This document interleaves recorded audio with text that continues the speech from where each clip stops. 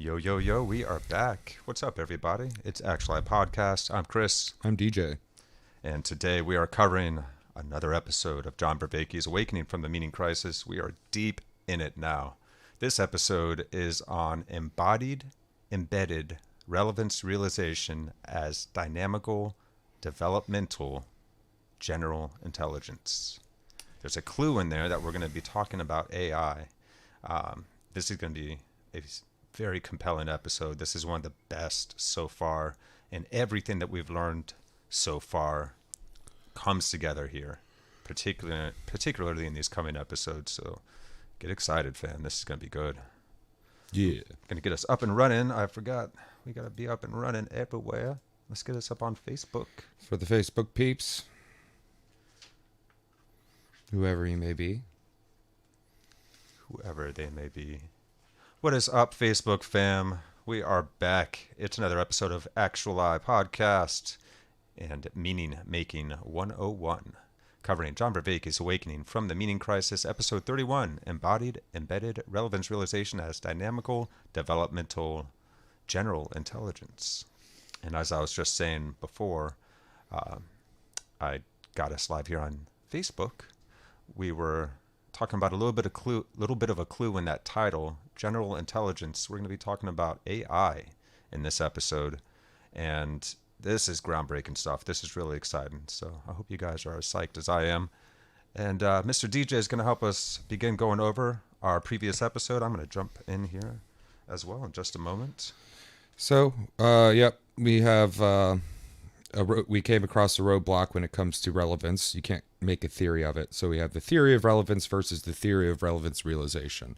So as far as relevance and why we can't make a theory of it, a scientific theory of it, we can make a pseudoscience theory of it all we want, but that's pseudoscience. So it's because you need three main criteria in order to have a proper scientific theory. A scientific theory must generate inductive generalizations, so inductive generalizations are a set of features that are generalized, reliable, and predictable. Let's see. So, systematic import. Science must form categories that support powerful inductive generalizations. Okay. We also need to have all members of our categories must be homogeneous, so share the same properties. And we got into Quine and Wittgenstein's critique of essence. Now, Wittgenstein said many categories do not have essences. So in essentialism is everything has an essence to it. There's a certain goldness to gold, a certain Tuesdayness to Tuesdays, a certain, any deep care, let's see, an essence is a set of necessary and sufficient conditions. But what Wittgenstein was saying is, well, there are many categories that don't have essences. Not that he's saying that no categories have essences. That's not what he's saying, but he's saying there's a lot. And Quine argued that science discovers inductive generalizations, not deductive, but inductive. We're not deducing them, it's induced. And essentialism is not necessarily bad.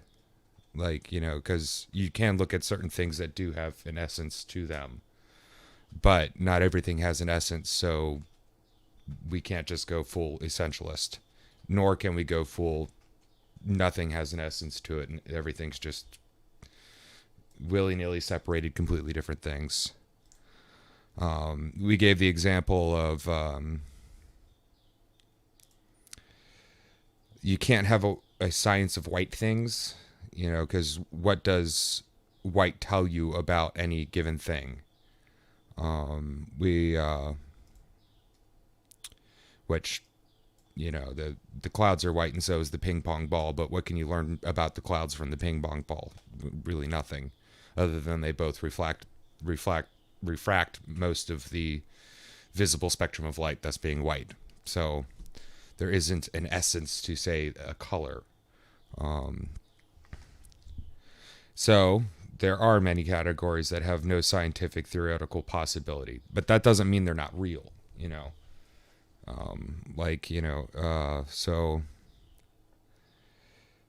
We talked about category stability. That's the homogeneity of something. That's the stability within the category. And then the third thing a good scientific theory should have. Hold on, let me just it must have intrinsic properties versus attributed properties, and that's like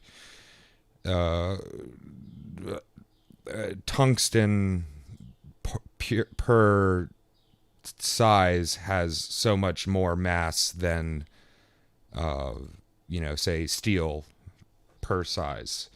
There's something intrinsic in that. Attributed would be, well, I'd rather use tungsten for my hammer because I'd rather use steel for my hammer because tungsten would either crack or it's, first off, way too freaking expensive. So I'm putting a value to it.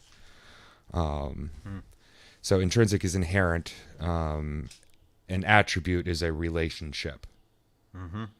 So good science is not the relationship, it's inherent. So you have to have like homogeneous categories that are stable, that have inherent characteristics, or characteristics may not be the best word for it, but for lack of a better word, inherent versus attributed. Yeah, this is a really important point that DJ's breaking down here, because we're talking about how... Rewind just a little bit for me so I can get basically fast. Just the three main things that you need, and there's a fourth in there. Inductive generalizations, or to make a theory of anything. Yes. So the first one is being your members within a category must be homogeneous, predictable, the same. It must be stable relationships. Yes. They must be reliable. They must be homogeneous. And the properties that they share, what we're looking for, things like you can measure the atomic weight of gold, and it's always the same. But you can't necessarily always measure the value of gold. Right. Or the value of beauty. Yeah. You know, or the appreciation of a sunset. Yeah. So some things are measurable, can be quantified, can be generalized. Some things cannot be. Yeah. It's not an either or, but it's an either or and both, possibly, maybe not, kind of relationship. It's very easy for us to generalize with our minds. So when we're trying to understand what's relevant and to develop a good virtual engine within ourselves, within our biophysical selves, to determine relevancy, understanding how easily we can mislead ourselves, we can prejudge, we can generalize, and also to understand how we may marry science and religion in a actual comprehensive and verifiable way, by tracking such things as relevance, sacred altered states and things like that. That's why we're covering all of this in this series. Vervaeke is building on the shoulders of giants to help us remarry science and spirituality, and also to help us invoke wisdom in the AGI, in the new AI that we are now developing, because intelligence without wisdom is the most dangerous weapon we may have ever developed as a species. Well, and also, participated actively as a species, but and he speaks on that. just saying. I feel you. He also talks about one of his students, his former students, which is a gentleman that works in the cutting edge of AI here. So we'll see how a lot of Vervaeke's work actually is something of a prelude to where we are at now in AI. And I highly encourage you guys to smash that like and subscribe if you're enjoying the show. here on Actuali. And also make sure to give John Vervaeke a like and subscribe, and just go through his videos and his playlists and see all that he is up to right now, because this series now is now a couple years old-ish. It was released over the course of an entire year. It's 50 episodes long. We're already on episode 31, so let's jump back into it here. So we're right after the break, if you want to follow in the notes, if you keep track of where that is. And we talked about relevance has no systematic import. Basically, what do any relevant things have in common? And they're not, in what is relevant today is not always relevant, so it's not stable, particularly throughout time. That's right. So yeah, what's relevant to me right now might not be relevant to me tomorrow, even though it's something that right now is very high relevance for me. What's relevant to you at work if you're a nuclear physicist is different than what's relative to you at work if you're a fry cook. Truth. Yes. And if you go on a weekend, what's relevant to you on your weekend is different than during your work week. So that's your homogeneity and your stability gone as far as trying to make a science of this. True that. All right. And relevant doesn't have any intrinsic property to it, because humans always, what is relevant to, like, say, a human or to doing something. So there's always a relationship of something or someone relevant to some, what is this relevant, this information relevant to? Oh, it's relevant to yada, yada, yada, yada, we're trying to do. So, or, well, who's this information relevant to? Well, who needs to know, Right. So things are not stably relevant, and also relevant events are like Tuesdays, like DJ was saying. There's no systematic import there. There's no shared stable essences or characteristics or properties that we can measure in Tuesdays, yet they are real to us. The experience of a sunset or of love or beauty is real to us. Yeah. So basically, since relevance, quote unquote relevance, lacks these three necessary criteria, we can't make a scientific theory out of it. So what are we going to do about it? What do we do? Yeah, we cannot measure or determine where relevance happens in the brain, how we recognize relevance. There's not a central module. There's not some information processing that's happening that we can find. It's just like us trying to track down consciousness. And in fact, that's what this comes down to. For something to be able to recognize relevance, it's got to be autopoietic. Yeah. It's got to have cares and interests and means, and it's got to be conscious. So the fact that AI is actually a bit further along than we might currently suspect in solving some of these hard problems is why so many of the leaders in the industry are now scared of the tech, and they were actually just calling for a moratorium, a freeze on development, calling on governments to put restrictions on themselves, asking for governments to do that. So we are in a very strange and exciting time. So we talked about fittedness. Yes, we did. Particularly in Darwin. We don't have to go through the whole Darwin thing, but in Darwin's mind,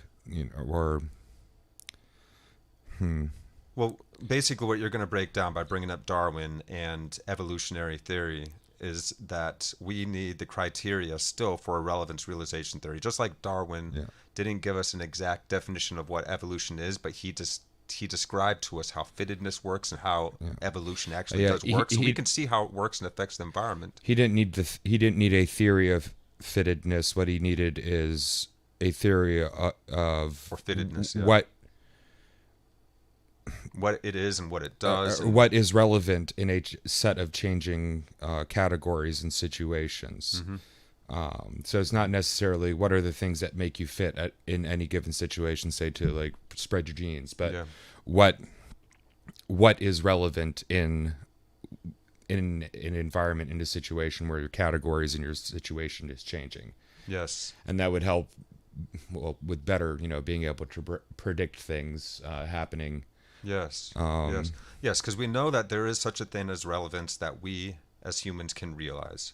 And we're trying to come up now with a relevance realization theory. Because Vervaeke is trying to help us create artificial wisdom to harmonically pair with the artificial general yeah. intelligence that we are on the cusp of inventing, or maybe already have. So yeah. And So, we need something well, to what we counteract the intelligence alone, which I previously mentioned is something that seems incredibly dangerous.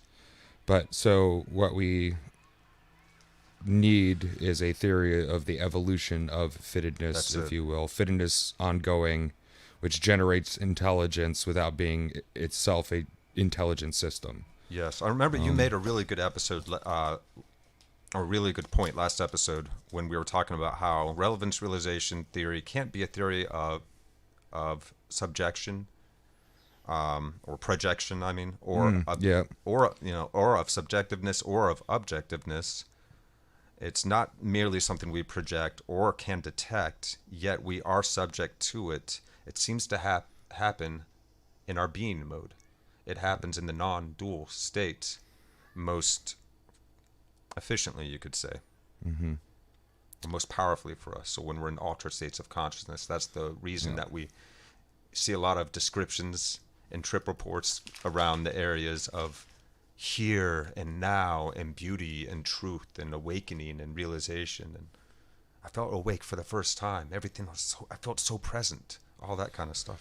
So we have a definition that he gave us for a new way to think of relevance: cognitive, interactional fittedness. Yes. So instead of just relevance, it's like, okay, now we can think of it as a cognitive interaction fittedness, That's an ability to fit into brilliant. circumstances. And I want you to note that again right after I'm going to give us the definition of fittedness.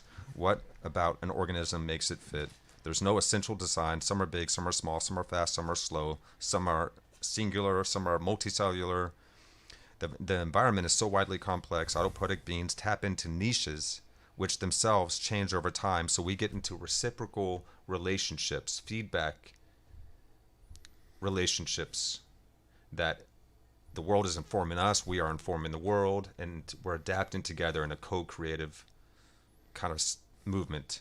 And that's what fittedness is describing. And so let's go back and hear that description of relevance realization again. Cognitive interactional fittedness, Cognitive interactional which will fittedness. morph our theory of the evolution of fittedness into a theory of relevance evolution. Yes, because there's no final design. Fittedness constantly redesigns to match the dynamically changing world. Yeah, and he gave an example of this, reciprocal looping, like your sensory motor loop, like you see something or feel something, you pull your hand off. Yep. And so you're Immediately, you don't have to think about it. So yeah, one side working with the other side and then back with the other side working with the other side, and round and round and round and round and round and round and round. We go. I don't want to go all the way through just all the notes because there is a lot in here, and we there would was a spend way ton too on much this time. episode. I was writing like a madman. So the theory of relevance realization, a dynamical system for self-organizing fittedness with our environments. It's so closely related to environmental theory. This is like a missing piece. This is so cool. So what we need is a set of properties that are sub-semantic, sub-syntactic, establish an agent arena participation that is self-organizing in an autopoietic system. Multi-scaled and autopoietic. Multi-scaled and autopoietic. Yeah. That's right. It's multiscalar as well. So, at the smallest levels and at the highest levels, it still functions. And that multi-scaledness is also the... never mind. That multiscalarness is... I can't put it into words. Yeah. We're on the edge of our I understanding can't put it into the correct words, and I don't want to use wrong words. And just to let you all know, like, we are not teachers ourselves of this. We are students of Vervaeke's now at this point. And so this is basically a study group. You guys get to join us. It's a learning journey. It's a watch party / learning journey. It's we're trying to feed a little bit of edutainment into this mix here, because this is a ton of knowledge that Vervaeke is throwing at us, but he's so clear and he's so concise, yet this theory is so complex and deep that it indeed has taken him 50 episodes to really break it down in a way that not only so that we, the general public, can understand it, but that so also so that it can be applied in AI ethics and in politics and in our social spheres even more. I'm greatly thankful for this gentleman's work. Thank you, John Vervaeke, and crew and fam. So bioeconomic, Bioeconomic norms. yeah. Well, your bioeconomic system has is a subsemantic, subsyntactic system that establishes the agent-arena relationship. So basically, what your bioeconomical system does is a self-organizing system of distribution and use of resources to serve the constituent goals of your biological needs. Yeah. Mm-hmm. But you could take that further, not just the biology of a person, but within anything. You could you gotta make sure that if you only got an hour and a half in the morning to do things, you do things in a certain order as you need to do them, only as long as you can. Don't get stuck on one. So then you can move on with your day, which you can only, you should only use a certain amount of gas in your car to go do it, and this, that, or the other, and all. Yes. And we're determining all this with the help of our parasympathetic and sympathetic systems. Basically, what's happening here is that we have the sympathetic that raises our arousal. We have the parasympathetic that lowers our arousal. And we need to be constantly calibrating this state, just like when you're focusing a camera or your eyes are focusing. We're constantly according calibrating to what this. the situation calls for as well. Exactly, according to what we care about. That's why relevance realization requires something autopoetic that actually has cares and needs and concerns, because it needs something to regulate that calibration. So, and that helps us narrow in on things, recognize what's relevant, create a salience landscape, so the things that we want to stand out are standing out more to us in our awareness. Because if we were constantly trying to take in everything around us, we would have too much information, combinatorial explosion. We couldn't do anything. So we have this capacity to narrow and to widen our awareness. And we must be optimal in our widening and narrowing. Mm-hmm. So optimization between opposing goals in a integrated system. Yes, and our brains are actually built to do this at once in a process that's called opponent processing. Opponent processing is two systems opposed. Opposed seems like they're against each other, but they're actually integrated. So they're two systems opposed in an integrated fashion. Yeah. They're working to do the same thing, just like a camera or a microscope or telescope. Mm-hmm. The zooming in and zooming out aren't like against each other, but they are doing oppositional things. One's and going actually, this way, one's if you going do that them way, at the but same they time, help you us get to that focus. cool growing hallway effect. Yeah. If you move the camera forward, or move the camera backwards while you're zooming in, you get that. I think you can do it That's the other way a cool too. effect on movies that they use. Yeah. So we efficiency we talked about, which was maximizing the ratio between profit and cost. The cons to this would be, if your ratio is too high or you're too efficient, you don't have enough buffer to deal with unexpected changes. Yes, there needs to be a trade-off relationship. Like, because the perfect species for any given environment, if they're perfect for that environment, well, if that environment shifts, they can't live there anymore. Thus, they can't live. Whereas you have like humans, which tend to be, we'll pick whatever we can get by with, right? And particularly since we can hunt things and wear their skin instead of growing our own fur, So you need resiliency and efficiency, because in the resiliency enables you to encounter these things.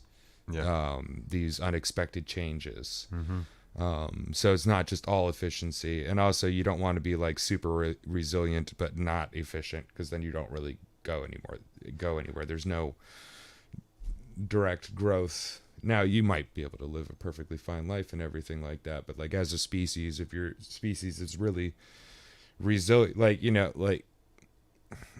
the what is that, the water bear or whatever that thing is. What do they call it? Yeah, they're like little tardigrade guys. Tardigrade. Yeah. So the tardigrade, can handle pretty much anything that you put it into, but it hasn't evolved in how long? Same thing with like a lot of aquatic species. They're extremely resilient and to a certain extent very efficient. Oh yeah, As far as, but they're not going towards changing anything about themselves. They're not changing. They've already got it. Their efficiency and they're super resilient. Their efficiency is right where they need it, but not trying to move it up. So it's no growth. We're trying to grow. We're a growing species, whether, biologically growing, which takes much longer, or spiritually, psychologically, which still takes a long time, but much shorter than thousands and millions of years. That's right. True. Yeah. So we're learning how to modulate our virtual engines in this trade-off relationship. As DJ was describing, not all economies obviously are financial, and we're talking about the bioeconomy of the body here in this last episode, and in this episode a little bit as well. So there's an analogy that Vervaeke shares. To make a business more efficient, you can downsize, but if you over downsize, then you don't have enough people when something goes wrong and you need extra employees. So there's efficiency, which requires selective restraint. So you need a trade-off resistance between efficiency and the resiliency. Resiliency, maybe you do need to keep a little bit more extra workers. Yeah. Efficiency, maybe you do need to downsize some of that Twitter staff. I had to go there. Yeah, well. But anyways, if we have the efficiencies and we downsize too much, unexpected change comes, no resources to redesign, blah, blah, blah. So we made that point. We don't want to lose resiliency because resiliency enables us to handle new things. So what if we use a virtual engine to logically shape our motor loop? What if we empower that engine with the right practices, with the right cultivation of mindfulness and wisdom practices? And, he may be, talking specifically about, an AI type of virtual engine, if you will. But that doesn't mean we can't take the insights that we learn from trying to program AIs and make AIs better and more beneficent to humanity, and what we learn we could use on ourselves too, because great point. We are a wet computer. We just don't know quite how we work. That's right. Yeah, that's a really good point, and that's actually exactly what we're going into in this episode. So he's not just talking about AI, he's also going to be talking about the what did he call it, the virtual brain or the interior brain or something like that. This is really intriguing stuff. We'll get into it now in this episode, guys. I think that covers everything I have in my notes. We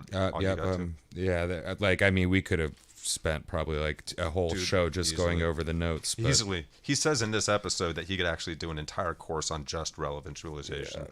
So that's why we've been building up to this point, to understand what is relevance realization, why is it such an important part of being a conscious being, and why is this at the root of helping us solve the meaning crisis that our species now finds itself in, that is causing so much distress, division, turmoil, and social breakdown all across the planet at this point. We're going to answer that together, guys. And I'll try not to be grumpy. I'm just grumpy today. Been grumpy the past few days, but that's all right, brother. It's hard not to be grumpy when the world's gone mad. No, it's a natural reaction. We just don't want to get stuck in that place, right?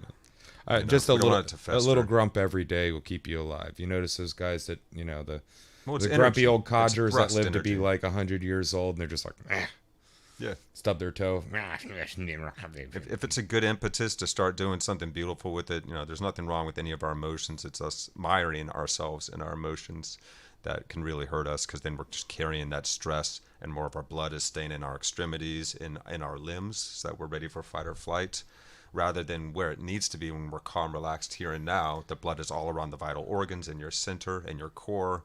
And of course, we know that the number one cause of hospital admissions is ultimately caused by stress, underlying stress issues. We overeat because we stress. We get in bad posture when we're stressed. We're not exercising as much, thinking as clearly. So much happens to our bodies. And of course, like I said, the blood is all out here in the limbs instead of in the core, where we need it to be caring for our vital organs so that we can digest, our heart can beat, all the things can happen optimally. Anyways, fam, I love you guys. Thank you so much for joining us. We're about to jump on in. This is episode 31 of John Vervaeke's Awakening from the Meaning Crisis. on Embodied-Embedded Relevance Realization as Dynamical-Developmental GI. That would be general intelligence. Such a mouthful. Let's go. I know these titles are getting longer and longer. This season isn't even the longest one. All right, here we are.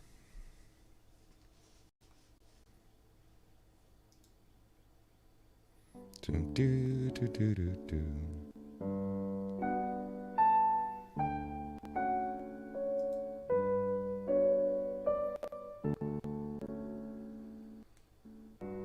Welcome back to Awakening from the Meaning Crisis, episode 31. So last time we were taking a look at trying to progress in an attempt to give at least a plausible suggestion of a scientific theory of how we could explain relevance realization. And one of the things we examined was the distinction between a theory of relevance and a theory of relevance realization. And I made the argument that we cannot have a scientific theory of relevance precisely because of a lack of systematic import, but we can have a theory of relevance realization. And then I gave you the analogy of that, which I'm building towards something stronger than an analogy, of Darwin's theory of evolution by natural selection, and that in which Darwin proposed a virtual engine that regulates the reproductive cycle so that the system constantly evolves the biological fittedness of organisms to a constantly changing environment. And then the analogy is there is a virtual engine in the embodied brain, and why it's embodied will become clear. Embodied, embedded brain will become clear in this lecture. But there is a virtual engine that regulates the sensory motor loop so that my cognitive interactional fittedness is constantly being shaped. It's constantly evolving to deal with a constantly changing environment. And what I in fact need, as I argued, is a system of constraints, because I'm trying to, between selective and enabling constraints, to limit and zero in on relevant information. And then I was trying to argue that the way in which that operates, we saw that what needs to be sort of related to an autopoietic system.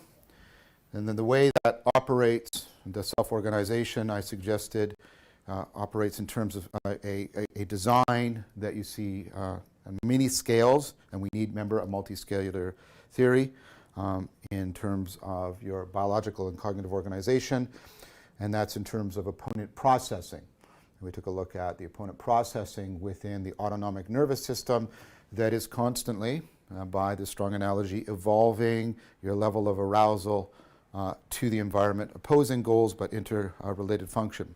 Then I proposed to you that we could look for the kinds of properties that we're going to be talking about, the level at which we're going to be pitching a theory of relevance realization, which is the theory of bioeconomic properties that are operating not according to normativity of truth or validity, not logical normativity, but logistical normativity.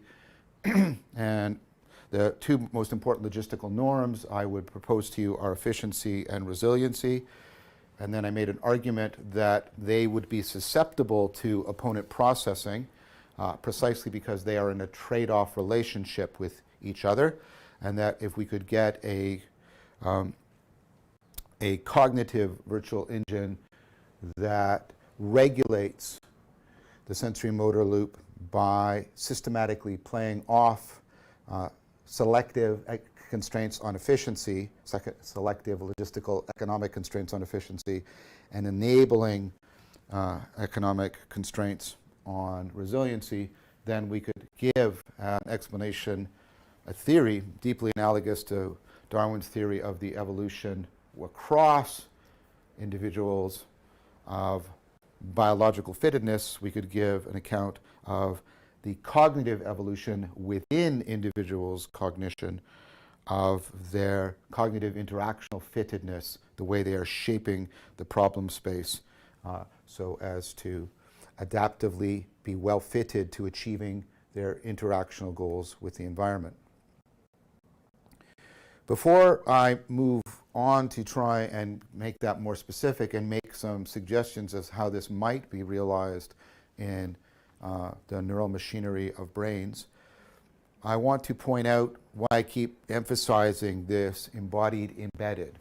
And I want to say a little bit more about this because I also want to return to something I promised to return to, why I want to resist both sort of an empiricist notion of relevance detection and a romantic notion of relevance projection. So the first thing is, why am I saying embodied? Because what I've been trying to argue is there is a deep dependency, a deep connection, and the dependency runs from propositional through to down to participatory, but there's a deep dependency between your cognitive agency as an intelligent problem solver, an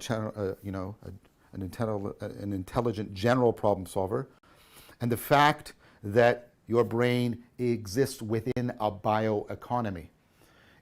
The body is not Cartesian clay that we drag around and shape according to the whims or desires of our, totally self-enclosed, for Descartes, immaterial minds.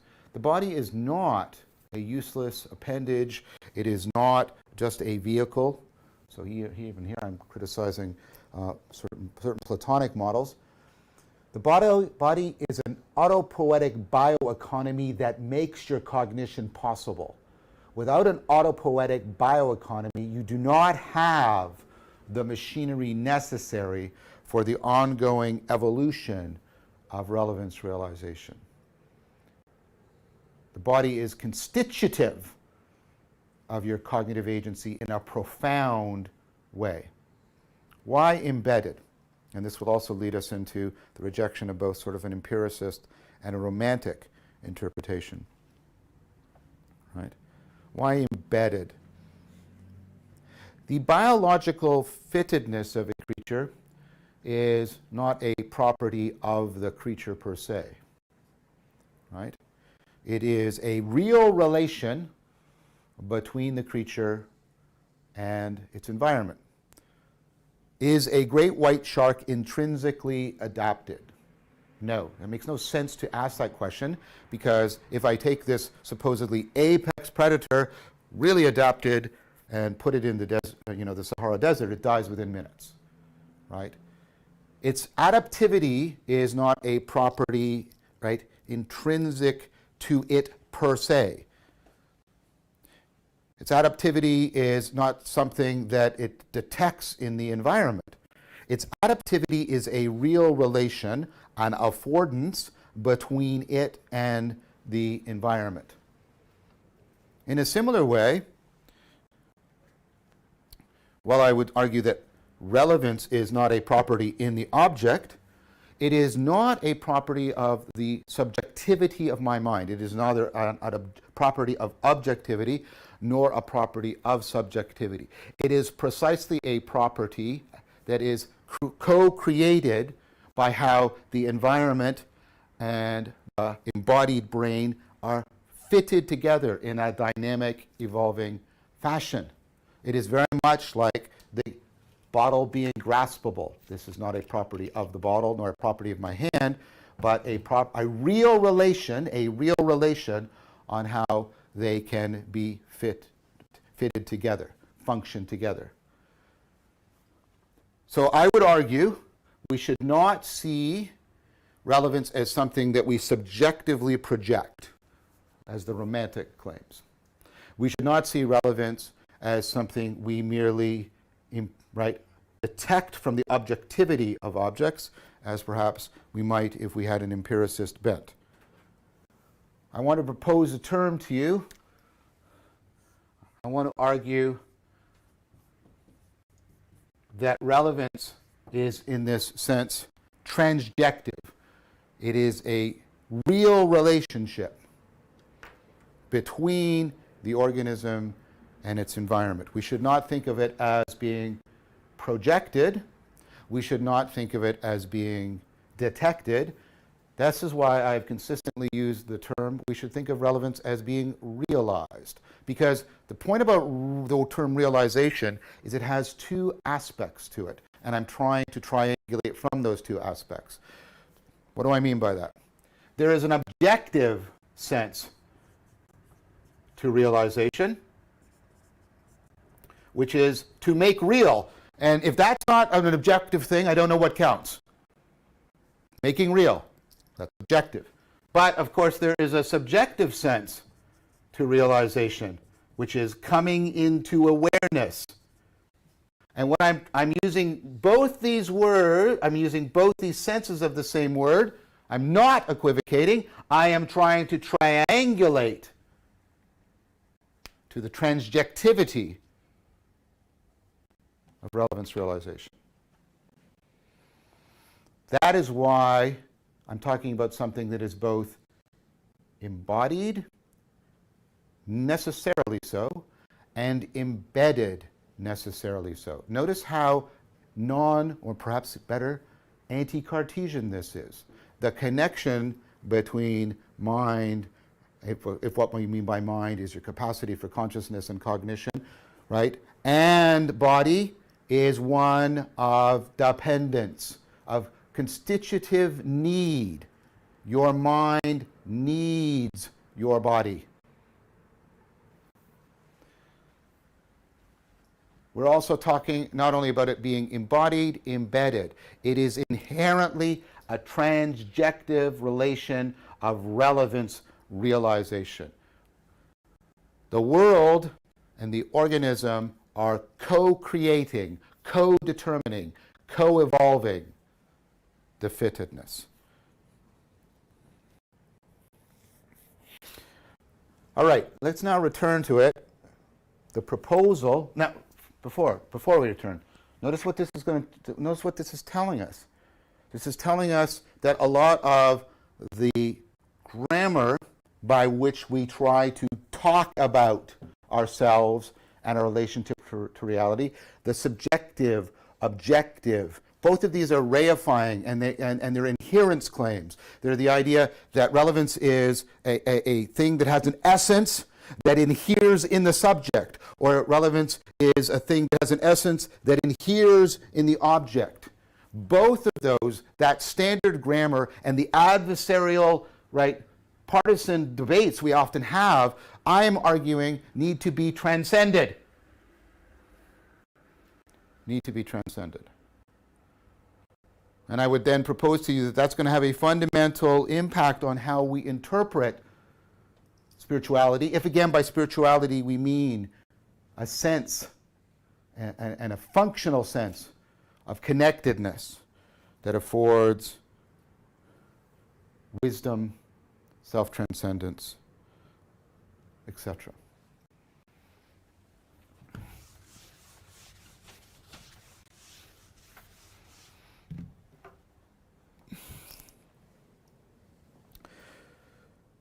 So back to the idea of efficiency, resiliency trade-offs, I would point you to the work of Marcus Breed.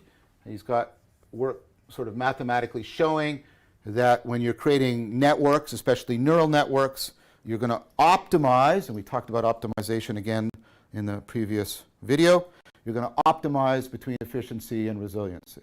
That's how you're going to get them to function the best you can. And what I want to try and do is try to show you the relationship, right, the poles of the transjectivity and how that's going to come out.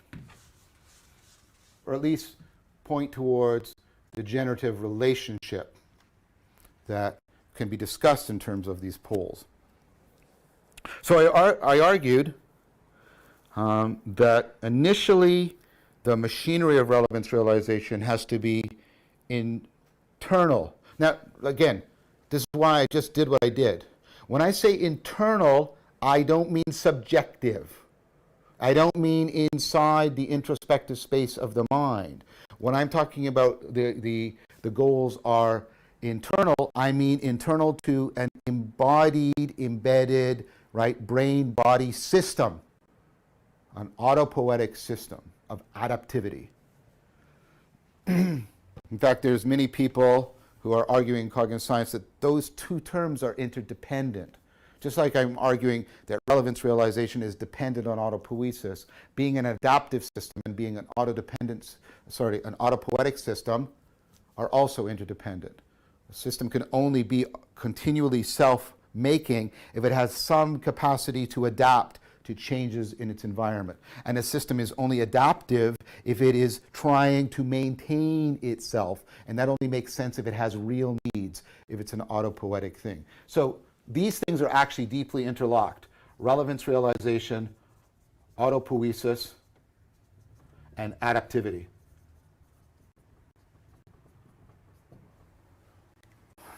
So, as Marcus Breed has argued, and other people, and I'm giving you independent argument, you want to get a way of optimizing between efficiency and resiliency. You don't want, remember with the autonomic nervous system, this doesn't mean getting some average or stable mean. It means the system can move, sometimes giving more emphasis to efficiency, sometimes giving more emphasis to resiliency. Just like your autonomic nervous system is constantly evolving, constantly recalibrating your level of arousal. Now, what I want to do is pick up on how those constraints might cash out in particular. I'll put this a little bit farther over here. How these logistical norms, understood as constraints,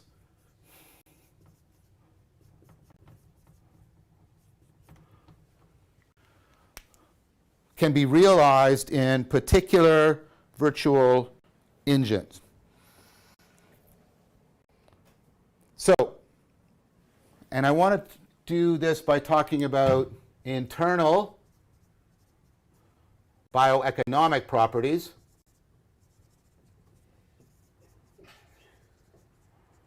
and then, for lack of a better way for this contrast, and again, this does not map on to the subjectivity objectivity. I don't have to keep saying that, correct?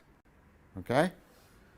External interactional properties. By external, I mean that these, eventually are going to give rise to goals in the world as opposed to constitutive goals in the system. And what I want to do is show you how you go back and forth. Now, it'll make sense to do this in terms of reverse engineering because it will just help to make more sense because I'm starting from what you understand in yourself and then working. So often I will start here and go this way. So you want to be adaptive. We said you want to be a general problem solver. And that's important. But notice that means there's two kinds of, and people don't like when I use this word, but I don't have an alternative word.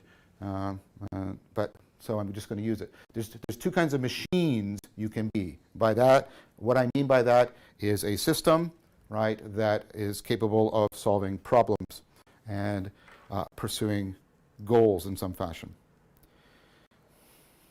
If I want to be adaptive, what kind of machine do I want to be? Well, I might want to be a general purpose machine.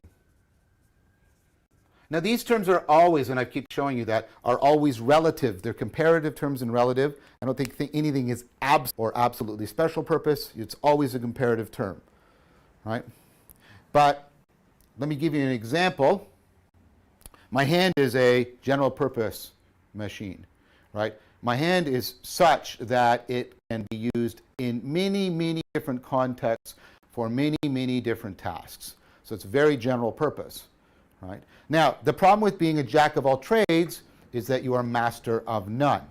So the problem with my hand being general purpose is that for specific tasks, it can be outcompeted by a special purpose machine.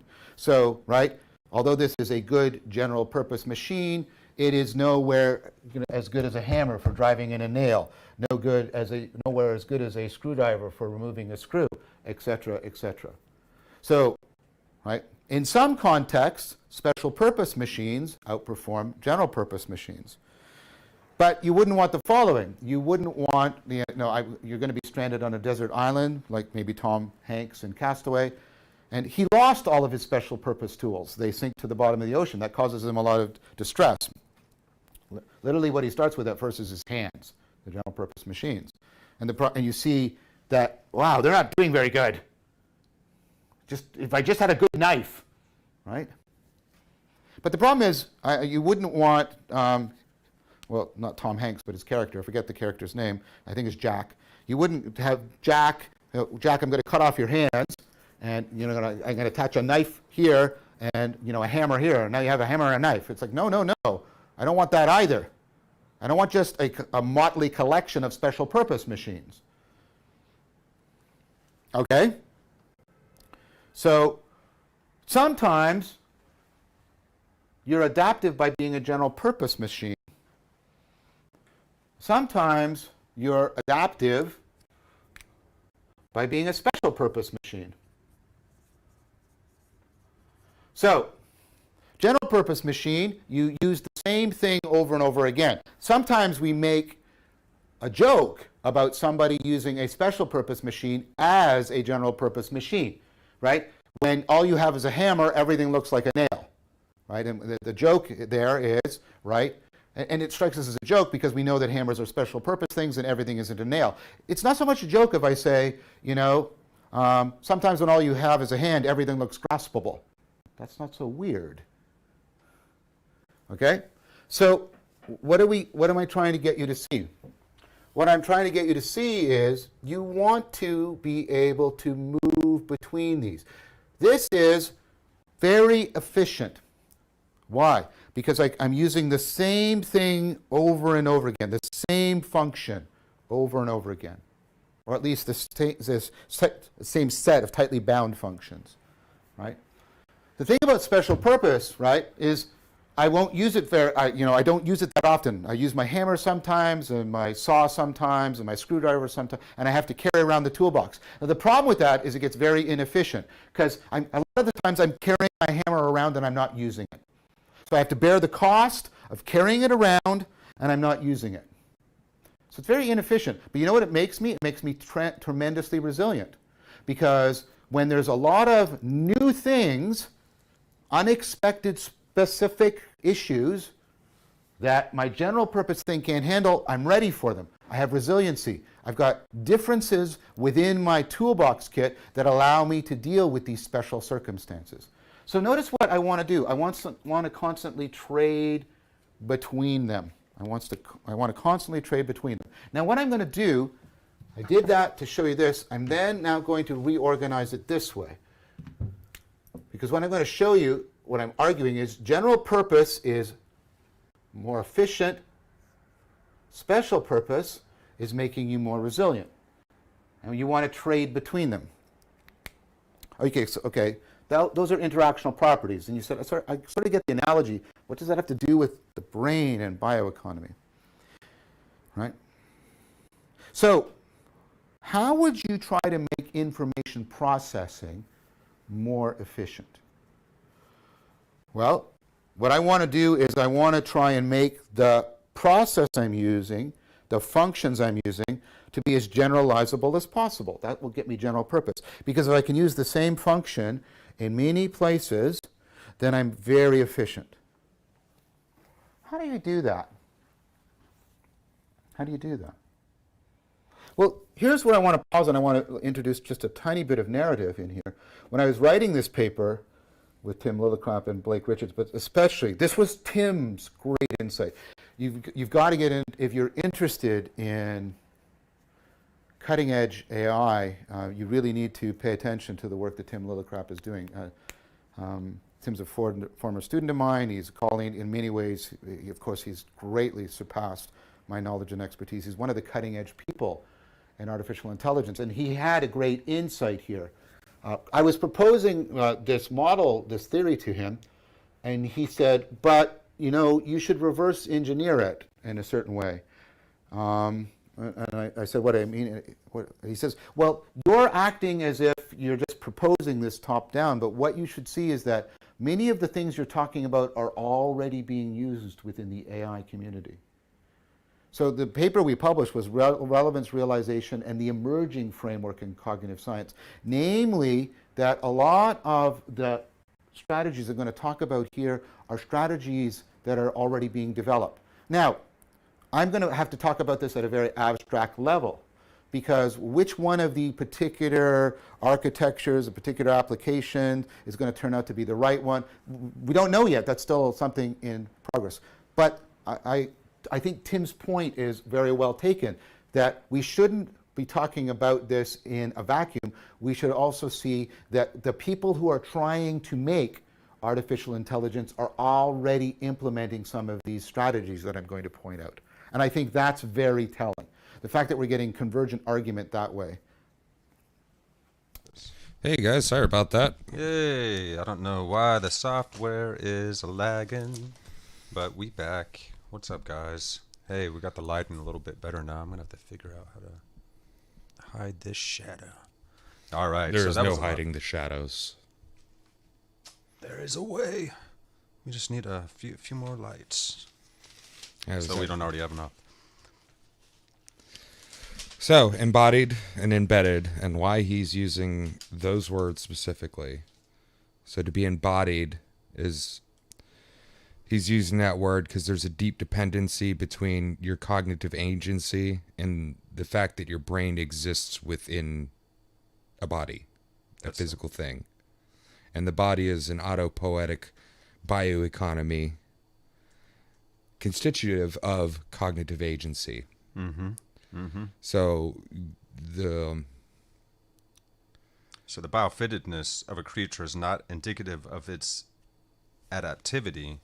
It's a real relation between that living character and its environment. yeah, definitely. So relevance is not subjective or objective, and he's making that very clear that when he speaks, like say outside or inside, he's not talking about subjective or objective. That's right, because it's not projected, so it's not subjected. It's not something that we can detect, so it's not objective. Adaptivity, we notice, is not intrinsic to just the internal being. It's a relation, an affordance between that being, the organism, and the environment. So its relevance can't be a property of the mind alone. So Vervaeke is going to break down the relation between the world and the organism, the actual body and the embodied brain. And he has a word instead of projective or detective. Transjective. Transjective. That's right. So transjective is realized. That's right. And also made real. That's right. Yeah, it's not projected or detected, but realized. So and made real, because realization has two aspects. There's the objective sense, to make something real, to realize a creation, a work. And then there's the subjective, coming into awareness, like when you realize something, you wake up to something, you become aware of something. Yeah. So the mind and the body, the mind needs the body, really, Yeah. It does. You don't, well, as far as we know, you don't have a mind without one, so that's it's interesting kinda because obvious. it's like it's a both and situation. It's both embodied and embedded. The mind needs the body to know. The world and the organism are co-creating and co-evolving their fittedness. They can't do it without one another.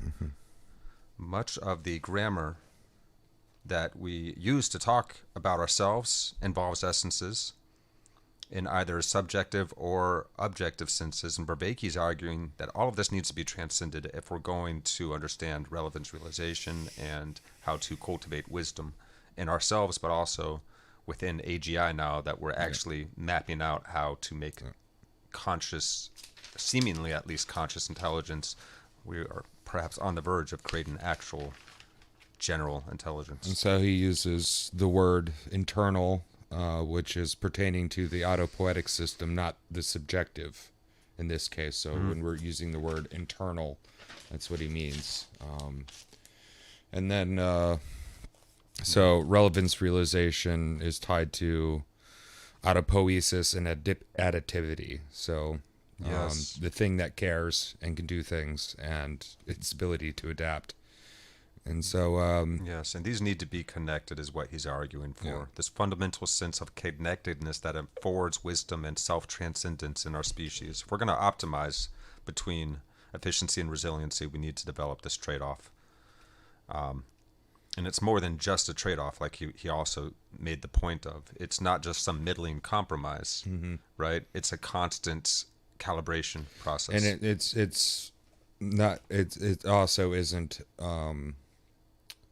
yeah, so the compromise is not like the, particularly the Hegelian dialectic, but you'd have this, idea, and then you would have the opposite of that idea, and somewhere in between you'll find the truth. It's not that, it's actually through this one side engaging with the other side creates the other side engaging with the other side, creates more and more and more of it. That's really cool that you nailed that, because he's going to bring something up that relates to that coming up here.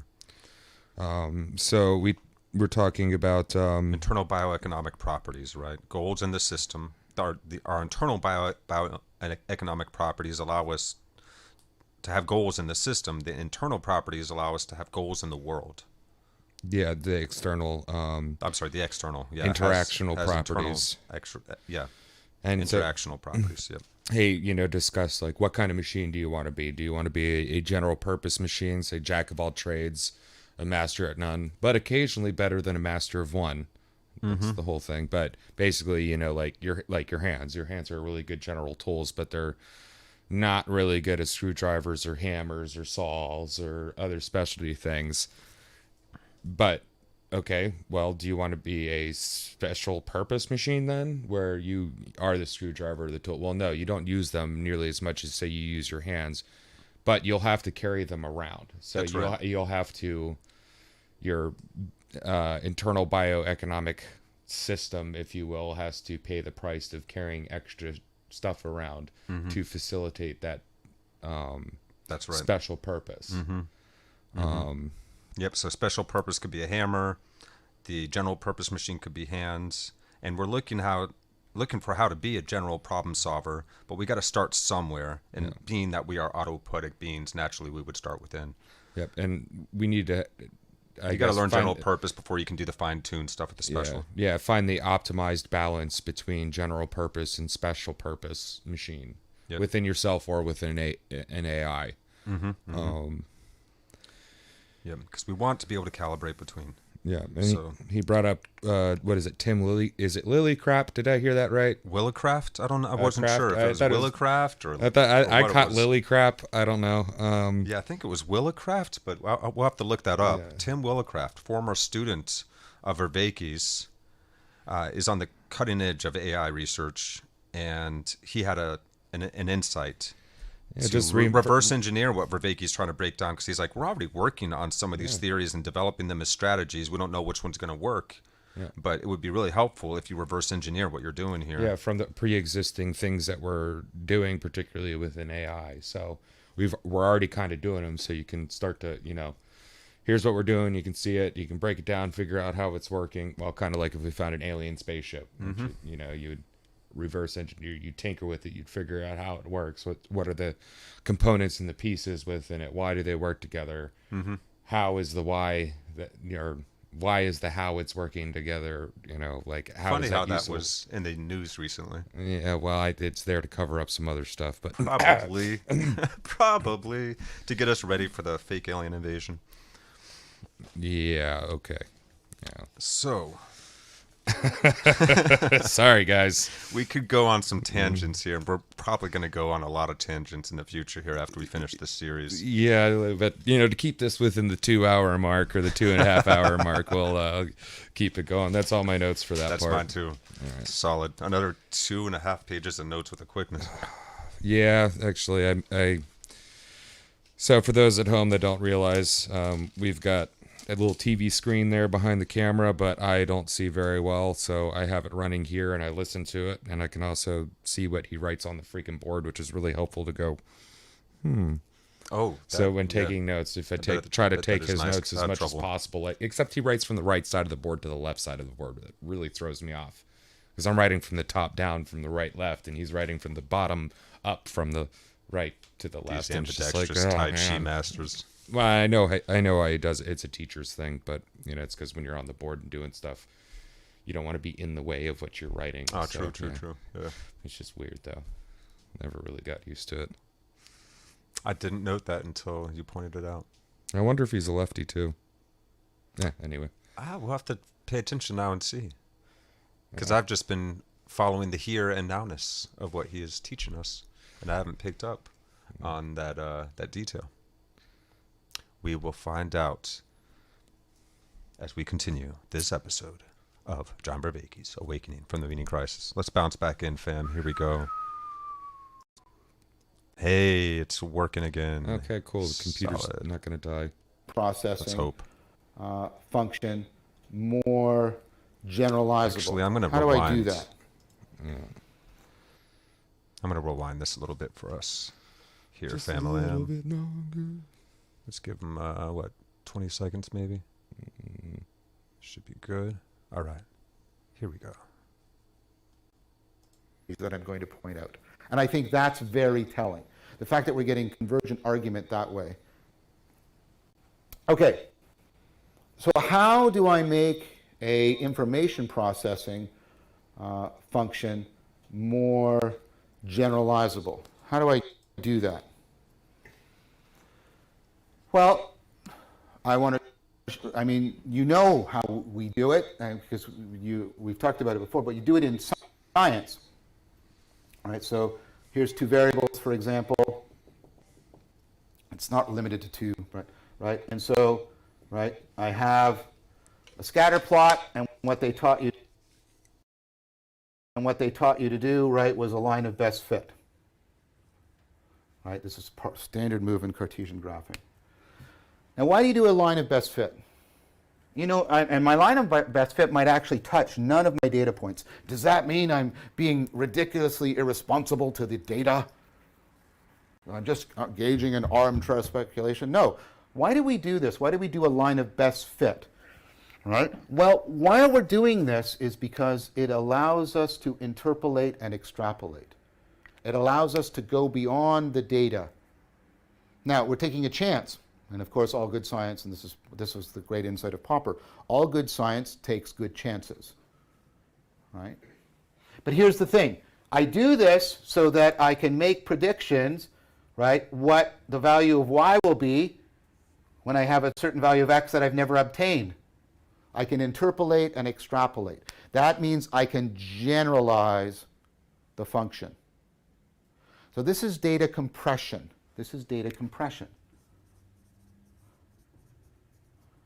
What I'm trying to do is basically pick up on what's invariant. The idea is that the information always contains noise, and I'm trying to pick up on what's invariant and extend that. And of course, that's part and parcel of why we do this, because in science we're trying to do the inductive generalizations, et cetera, et cetera. So the way in which I make my functionality more general purpose, is if I can do a lot of data compression.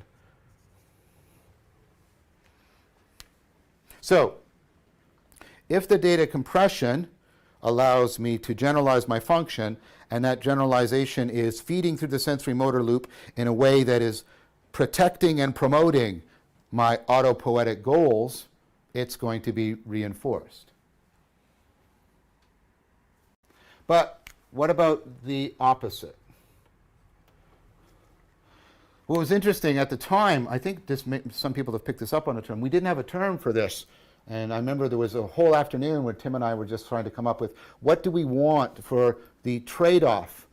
So this is making your information processing more efficient, more general purpose. What makes it more special purpose, more resilient? And so we came up with the term particularization. And Tim's point, and I'm not going to go into detail here, Tim's point is, this is the general strategy that's at work in things like the wake-sleep algorithm that is at the heart of the deep learning promoted by Geoffrey Hinton, who was at U of T, and Tim was a very significant student of Jeff's. And so this is the abstract explanation of how that strategy that's at work in a lot of the deep learning that's at the core of a lot of successful AI. what particularization is I'm trying to keep more in track with the data. I'm trying to create a function that overfits in some sense to that data. That will get me more specifically in contact with this particular situation. So this tends to emphasize what is invariant. This tends to get the system to pick up on more variations.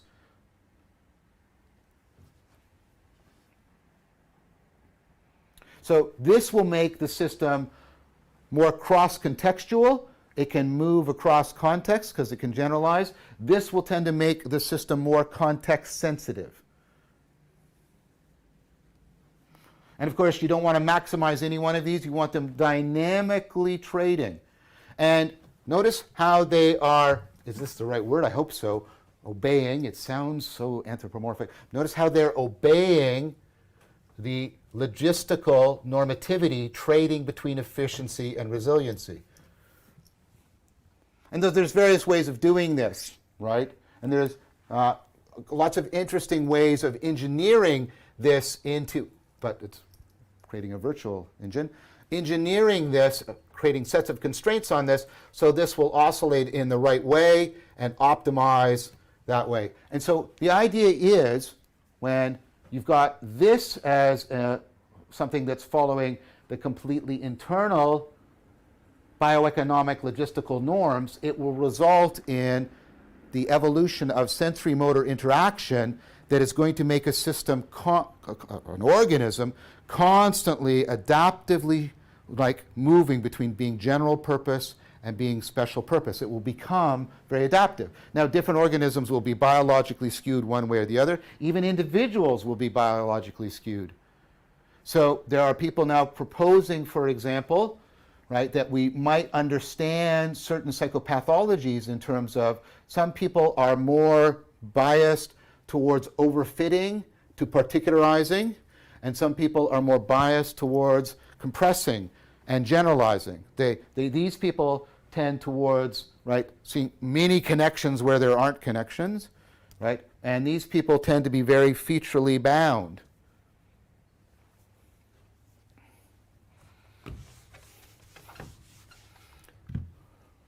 Okay, what's another one?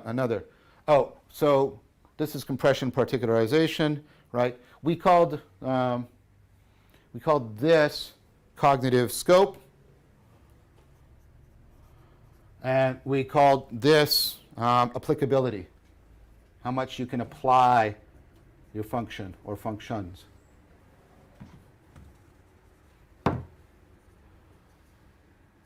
And the idea is if you can get scope going the right way, it will, and there's no other way of, it will attach to, it will get coupled to. It's not representing, it will get coupled to, right, this pattern of interaction, which will fit you well to the dynamics of change and stability in the environment.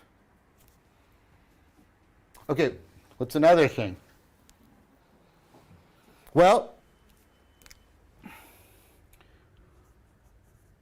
a lot of people are talking about this. You'll see people even talking about this in AI very significantly.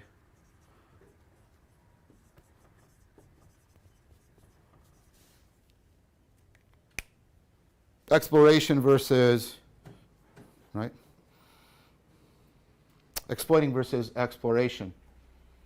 So here's another trade-off. This tends to be in terms of the scope of your information. This has to do more with the timing. So here's the question. Should I stay here and try and get as much as I can out of here? Or that's exploiting. Or should I move and try and find new things, new potential sources of resource and reward? They're in a trade-off relationship. Because the longer I stay here, the more opportunity cost I accrue. But the more I move around, the less I can actually draw from the environment. So do I want to maximize either? No, I want to trade between them. I'm always trading between exploiting and exploring. There's different strategies that might be at work here. I've seen recent work in which you try you reward when a system doesn't make an error, and then you reward when it makes an error. And of course, those are in a trade-off relationship. And this sort of makes it more curious. This makes it more sort of conscientious, if I have to speak anthropomorphically.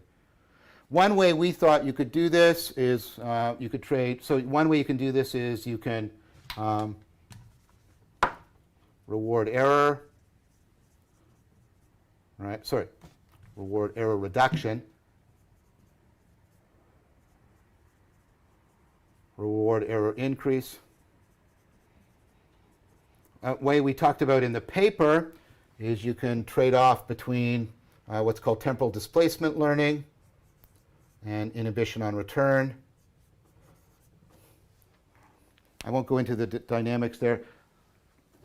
What I can say is there's different strategies being considered and being implemented, and this is cognitive tempering, having to do with both temper and the relationship between temp and time, right?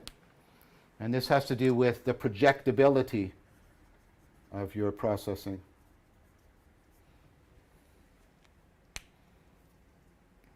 Now, first of all, a couple things. Are we claiming that these are exhaustive? No, they're not exhaustive. They are exemplary. They're not exhaustive. They're exemplary of the ways in which you can trade between efficiency and resiliency and create virtual engines that will adapt by setting up systems of constraints, the sensory motor loop, the interactions with the environment in evolving manner. Okay. So why is exploitation efficient? Because, right, I don't have to expend very much. I can just stay here, right? But it depends on things sort of staying the same. Exploration is I have to expend a lot of energy, I have to move around, and it's only rewarding if there's significant difference. If I go to B and it's the same as A, you know what I should have done? Stayed in A. So do you see what's happening? All of these in different ways. This has to do with the applicability, the scope. This has to do with the projectability, the time. But all of these, you're trading between that. Sometimes what makes something relevant is how it's the same, how it's invariant. Sometimes what makes something relevant is how it's different, how it changes. And you have to constantly shift the balance between those, because that's what reality is doing. That's what reality is doing.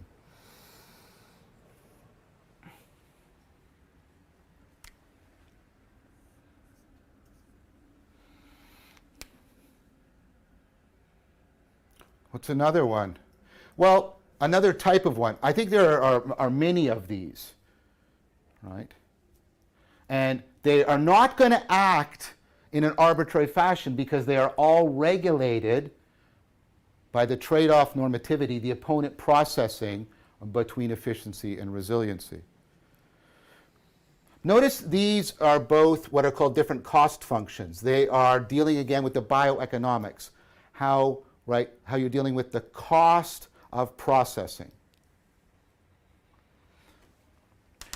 Right? So playing between the costs and benefits of these, etc. But you might also need to play between these. Right? So it's also possible that we have, right, what we called cognitive prioritization, in which you have cost functions being played off against each other. Different, right? So here's a cost function, here's a cost function. They're playing, so cost function 1, right, cost function 2 are playing off against each other. And you have to sort of decide here, and this overlaps with what's called signal detection theory and other things I won't get into. You have to be very flexible in how you gamble, because you may decide, right, that you will try and sort of hedge your bets and activate as many functions as you can. Or you may try to go for the big thing and say, no, I'm going to give a lot of priority to just this function. Of course, you don't want that to maximize. You want flexible gambling. Right. Sometimes you're focusing, right? Sometimes you're diversifying.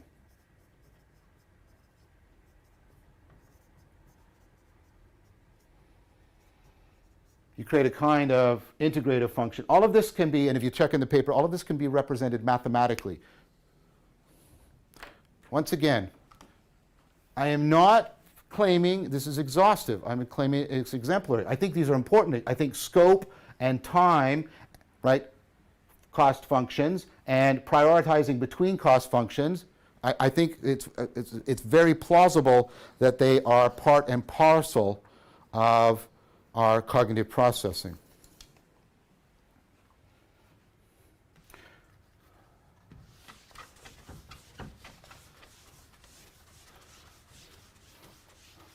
What I want you to think about is,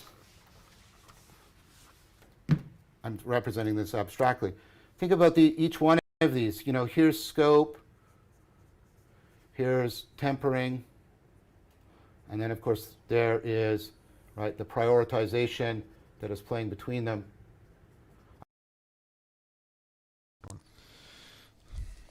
Yo, yo, yo, we are back. Let's cover that last section now, because that's another 2.5 pages of notes. You want to pop us up on the big screen? Yeah. Is it going to work? Yeah, this was faster right now, because for whatever reason, the software wants to be funky tonight. But yeah, let's see if we can get... Ah, there we Hey! are. Yeah. Pushing the buttons over here with not the level of fittedness that we require for this work, for this endeavor. Speaking of fit, the line of best fit, and we talked about this in a previous episode. Mm-hmm. So the line of best fit, so if you've got like, you know, a data board and a bunch of data points, you have to find the line that best fits through, you could say, the average of all of them together, you know. And what we do is, what we're using this for is to interpolate and extrapolate information, or basically generalizing the function. And we call this data compression. Mm-hmm. So picking up on the variance while reducing noises. Yes. Noise, so it becomes more efficient. Mm-hmm. But then there's the opposite of that, which we, you know, are thinking of maybe we should be doing, which is trying to adhere more closely to the data point specifically, which is a more specific content with the variation. So it gives you more variables. There you go. That's well said. So that's the specialization end. Yes. First, so data compression, you could consider that generalization, and particularization being specialization. To make particular, or to make a particle or a part, you know, particular. Yeah, to be able to predict readily whether we're needing to interpolate or extrapolate, or to generalize the function. To pick up on what's invariant and extend that. Yeah. To have more fitness, more data compression capacity. Yeah, that's the data compression is to reduce, or to pick up on the variant. There you go. Like, what is the variance thing within the noise? Because and extend that. And then the particularization is trying to adhere more closely to it. But what we have to do is we have to optimize between the two at any given point. Yes, exactly. Depending on, you know, well, depending on how the environment changes, or what the task is, or what the task is. Yeah, depending on our goals and an environment. So, John brings up this conversation he has with his former student whose last name we have no idea how to pronounce. Sorry, Tim. I'm so sorry. Tim Willicraft. What did you think it was? Something Lillycraft. You said Lillycraft. Yeah, and I was just like, hey, yo, man, high school must have been rough for you, bro. Something so beautiful and something so crappy together. Well, you know, like crap makes good soil for lilies. There you go. I mean, wow. It's probably not even his name, but I'm like, you know. And we as humans do have the capacity to take the sadness of our lives and this world and make beauty out of it as well. Mm-hmm. So that's a good example of how we create this fittedness potential within ourselves. So Tim and John, what do we want for trade-offs? And they invented the term particularization that DJ described, which is at the heart of the wake-sleep algorithm for deep learning AI. And this gets us more specifically in contact with what's more variant, what's more cross-contextual versus context-sensitive, like particular. Well, more variance opposed to just the... Yes, to what's more variant. Yes, it's cross-contextual. It's more variant. Versus context-sensitive. So we don't want to maximize or minimize here. We're looking for a constant trade-off process, a calibration kind of process that results in increasingly adaptive individuals, species, what have you, that are able to bias their fittedness according to whether they need to particularize or overgeneralize or blend. So we're at cognitive scope now versus applicability.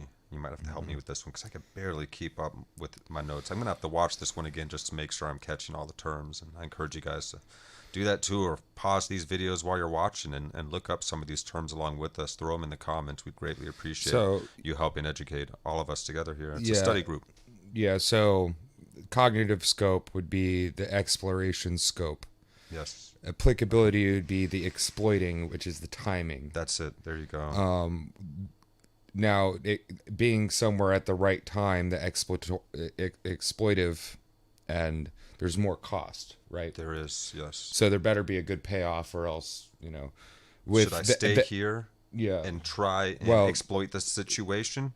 Yeah. Because if I move, I'm going to have less energy to grasp from the environment. So you really are making a gamble. Yeah, here. and the exploration scope is as you explore, there are less. It's unfamiliar. Less things that you have as you move through different ideas. You got to resort more to your generalized. So more cost and then less things. So less things to pay for the costs. There you go. You're just going to lose. Moving around because you ran out of water in your village. That's exactly. You might get. Yeah. I was going to bring that up. That's a great example. Yeah. Like you might get. Should we move? Because the stream. Say one of us notices the stream's been drying up for the last 3 years. It's just a little bit less each year, and only one person in the tribe has noticed it. They're trying to convince the others that we should go, and the question really is, should I stay or should I go now? And we don't know. That person's got to find a way to prove to the others that they need to move sometime soon because it's starting to dry up. We got to get prepared. We got to start searching at least and go out and explore a little bit, then come back to where we know that we're safely fitted. Go back out and explore it. And this is how we balance. This is the oscillation process as we learn about and widen our understanding of our environments. So, so this would be the projectability end of things, this scope versus timing. There you go. Okay. That makes sense. These are all visual terms, scope. Yeah. And then like the timing is a here and now. Yeah, and then there's another trade-off dance, if you will, between rewarding error reductions and rewarding error increases. And that would be the tempor. Yeah, the cognitive tempering projectability of processing, I think it was.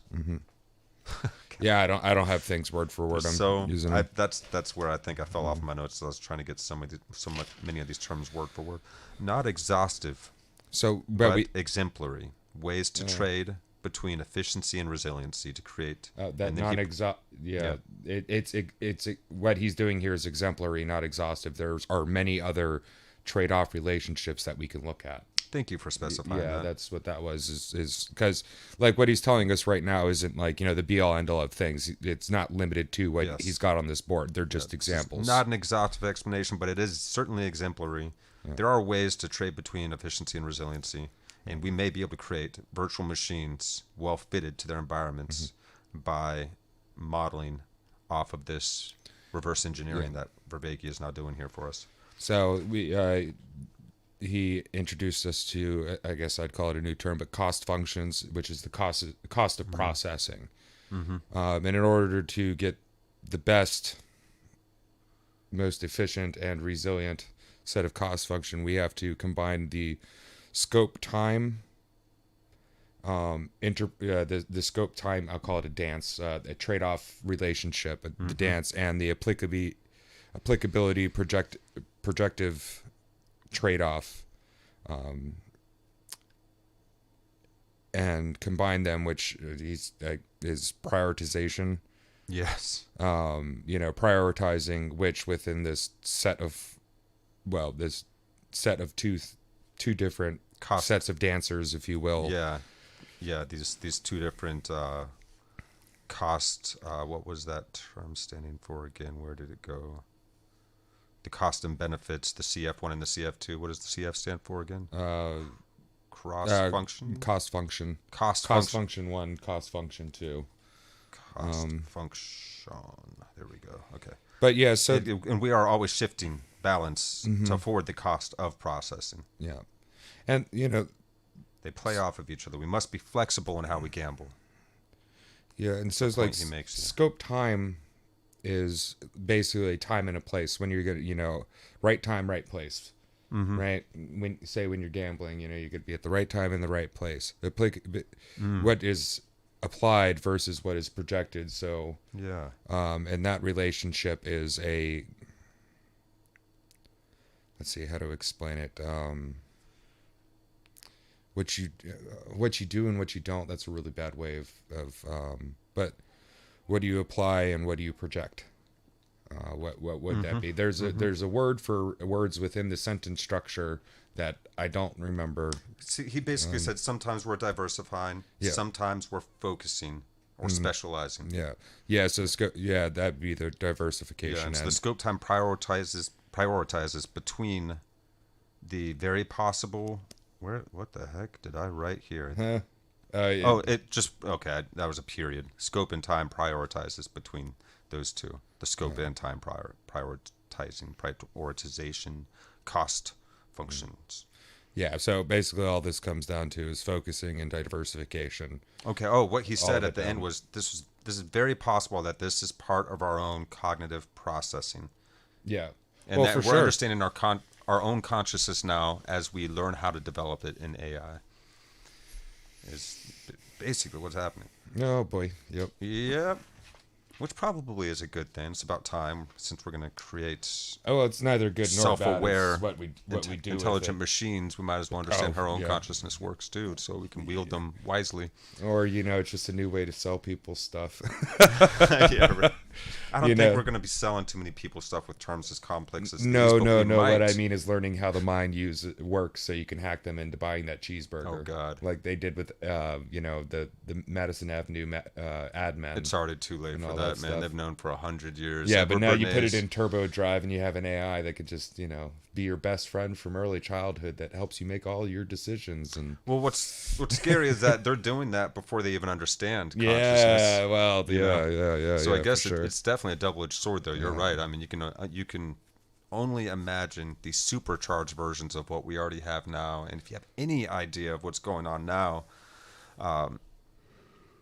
it would be due to having watched something like, what's that Netflix documentary on all the social media?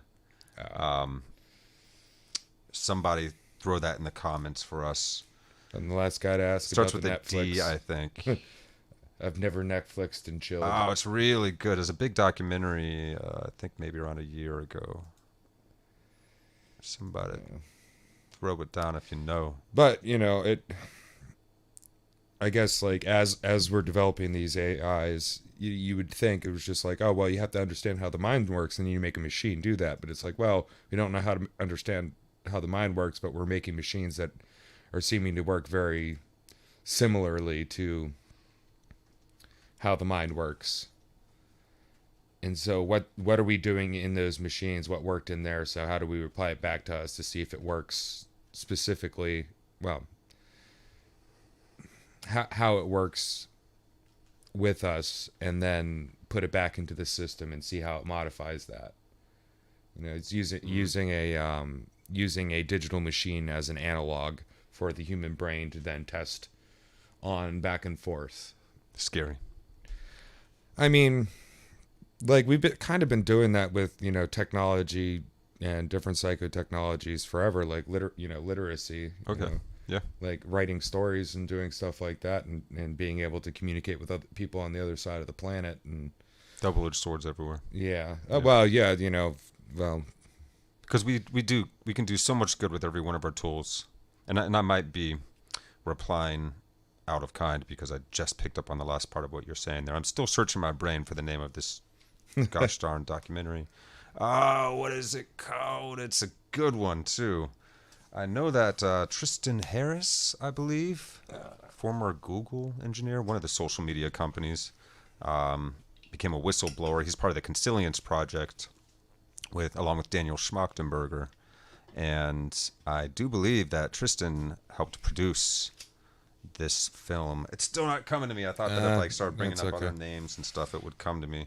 I'm gonna look it up real fast, guys. Maybe I'll tell you after the next on the next break. Yeah, so that's all the notes I have. So let's get back into it. Know. You don't need to know. You just like to know. I would like to know. I'm trying to be better fitted to my environment, All right, y'all, let's go. It is Netflix, though. We're jumping back.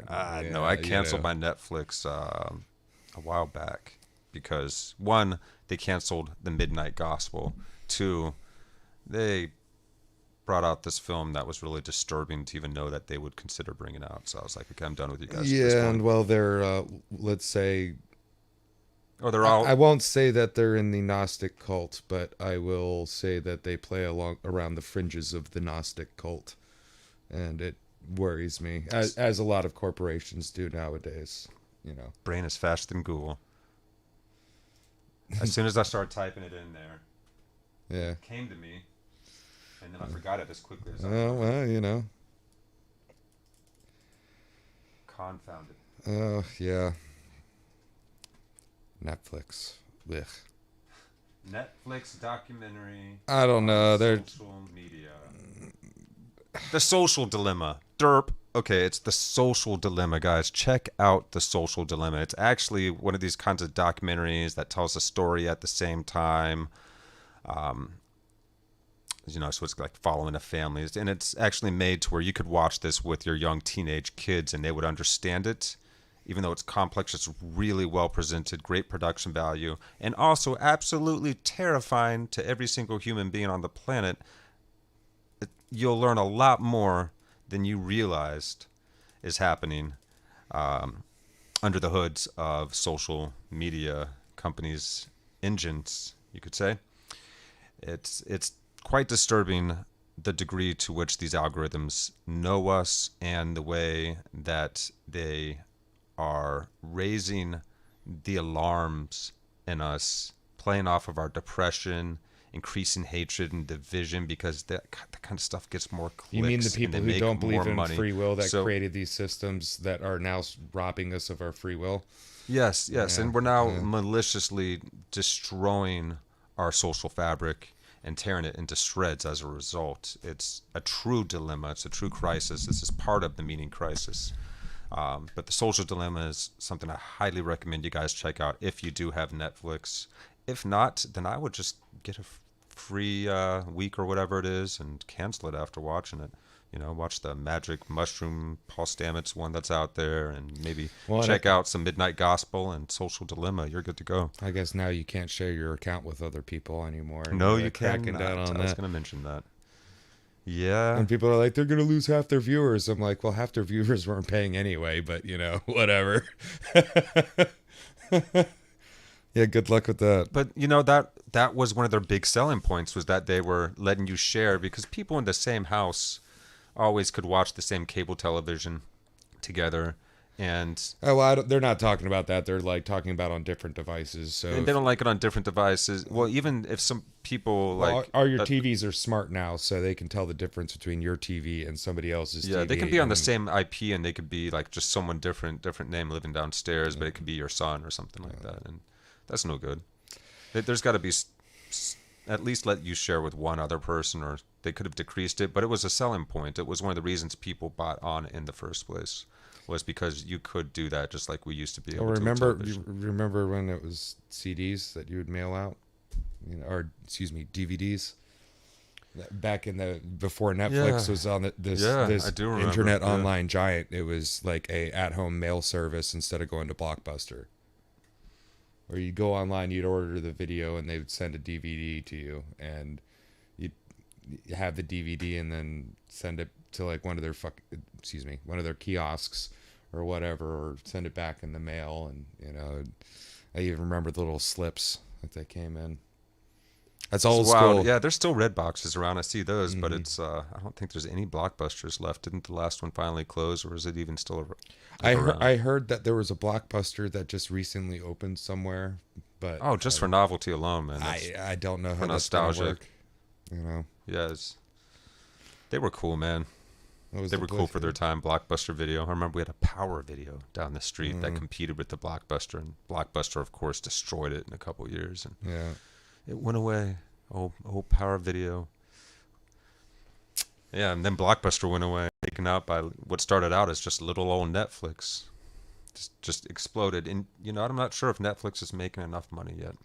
No, and Maybe they're not. Actually, YouTube now with its movie game and all that stuff, what it's doing on that, and it's actually got some halfway decent movies on there now, and a few good shows that are free. Like You just got to watch the commercials, kind of thing. Oh yeah, and it's not too many. It's like at the beginning. They have a and bunch at of those the now, end. Freevee and all these other ones. Yeah, I've been watching Andromeda, that sci-fi. I caught spaceships, some of and the been watching that, and that's Fear the free. Walking Dead, which I Yeah. hadn't gotten to see any of on Freevee, and I was like, oh man, I'm I didn't even watch The Walking into this, Dead, but everything's so- out of order. I don't know what Yeah, I didn't even I watch. don't know how far in I am at. I didn't even watch The Walking Dead originally, so I have no clue. Good. It's good. It's interesting that stories like Game of Thrones and The Walking Dead come out of our cultural consciousness. It's almost like we know that we need to prepare ourselves by telling stories about when all these different kinds of people that would never normally get along are faced with a larger threat, that they must now be forced to team up and work together and find their common humanity once again. And that's the underlying theme of. Just watch the first couple episodes of Walking Dead. The underlying threat of zombies really is? And Us. particularly in The Walking Dead, yeah, it's us. It's us. Anybody at any circumstance, at any point in time, could become one of the zombie horde. And in The Walking Dead, you have the virus in you already. So if you die and they don't burn you or chop off your head, you're coming back as a zombie. So let that be known that the zombie hordes will have you in its horde if you're not careful.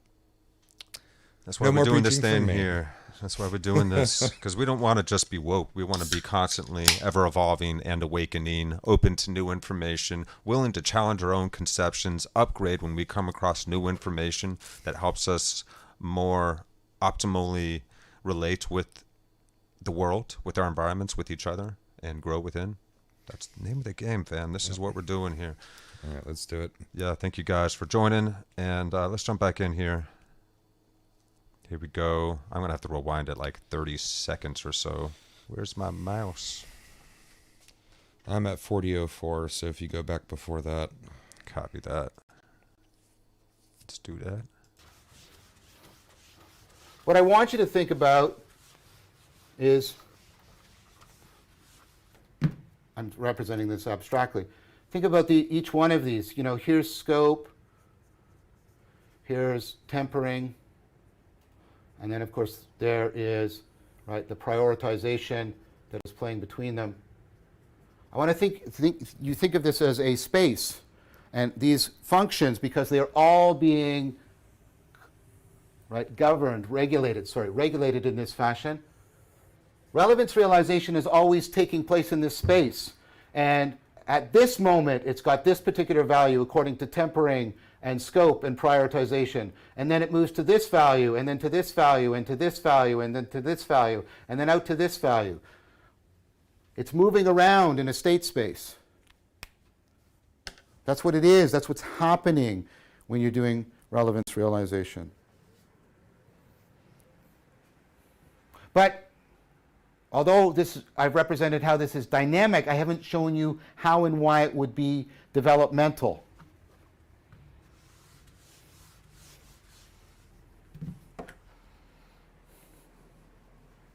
I'm going to do this with just one of these because I could teach an entire course just on relevance realization.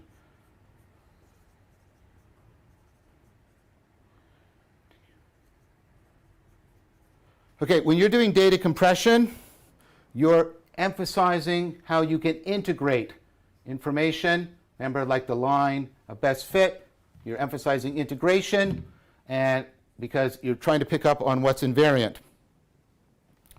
And of course, that's going to be versus, this is going to be versus differentiation.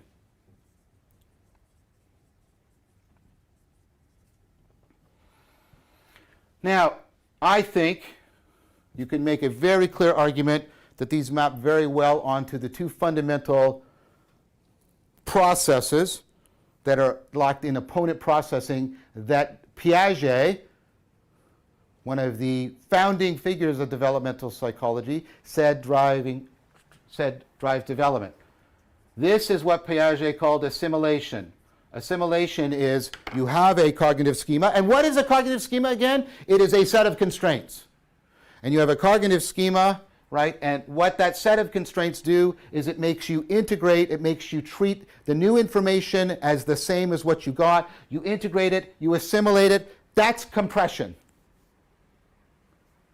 What's the opposite for Piaget? Well, it's accommodation. And that's why, of course, when people talk about exploratory emotions like awe, they invoke accommodation as a Piagetian principle because it opens you up. What does it do? It causes you to change your structure, your schemas. Why do we do this? Well, because it's very efficient. Why do we have to do this? Because if we just pursue efficiency, if we just assimilate, our machinery gets brittle and distortive. It has to go through accommodation. It has to introduce variation. It has to rewire and restructure itself so that it can, again, respond to a more complex environment. So not only is relevance realization inherently dynamic, it is inherently developmental. When a system is self-organizing, there is no deep distinction between its function and its development. It develops by functioning.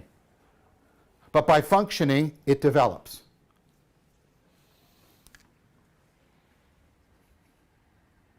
When a system is simultaneously integrating and differentiating, it is complexification. A system is highly complex if it is both highly differentiated and highly integrated.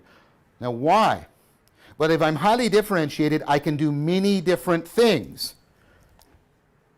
But if I do many different things and I'm not highly integrated, I will fly apart as a system. So I need to be both highly differentiated, so I can do many different things, and highly integrated, so I stay together as an integrated system. As systems complexify, they self-transcend. They go through qualitative development.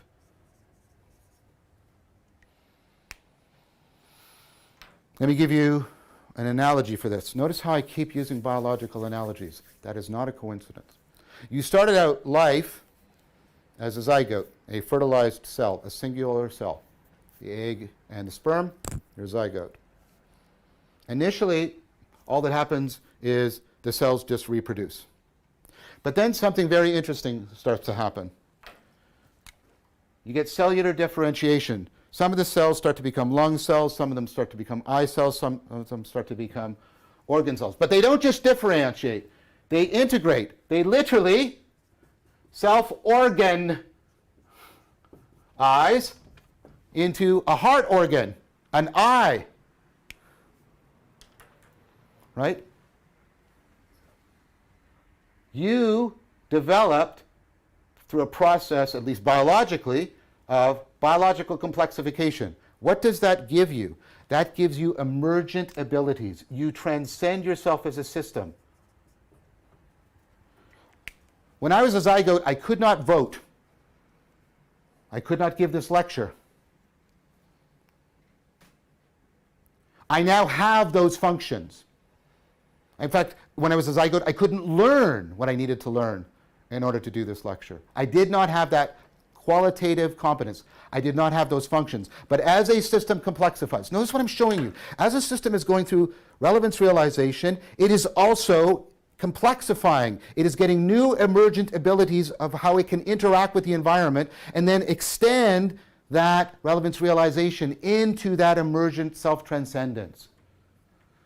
If you're a relevance realizing thing, you're inherently dynamical, self-organizing, autopoietic things, which means you're an inherently developmental thing, which means you are an inherently self-transcending thing.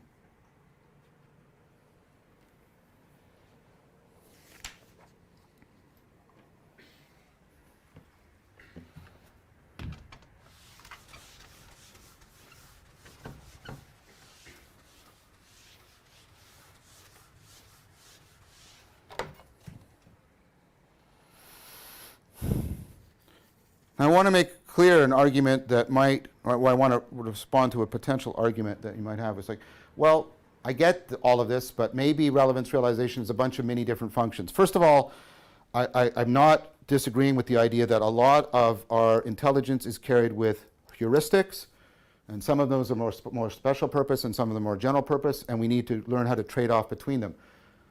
However, I do want to claim that relevance realization is a unified phenomena, and I'm going to do this in a two-part way. The first is to first assert, and then I will later substantiate, that when we're talking about general intelligence, in fact that's what this whole argument has been, we're talking about relevance realization. Now this goes to work I did with Leo Ferraro, who was a psychometrist, somebody who actually does psychometric testing on people's intelligence. And one of the things we know from Spearman, way back in the 20s, right, and he discovered what's called the general factor of intelligence, sometimes called general intelligence. Sometimes there's a debate about whether we should identify those or not. I'm not going to get into that right now, right? What Spearman found was, right, that how kids were doing in math was actually predictive of how they were doing in English, and even how they were doing, contrary to what our culture says, how they're doing in sports. There's, right, how I'm doing in all these different tasks was how I did in A was predictive of how I did in B, and vice versa, right? This is what's called a strong positive manifold. There's this huge, right, interpredictability between how you do in all these very many different tasks. That is your general intelligence. Many people would argue, and I would agree, that this is the capacity that underwrites you being a general problem solver.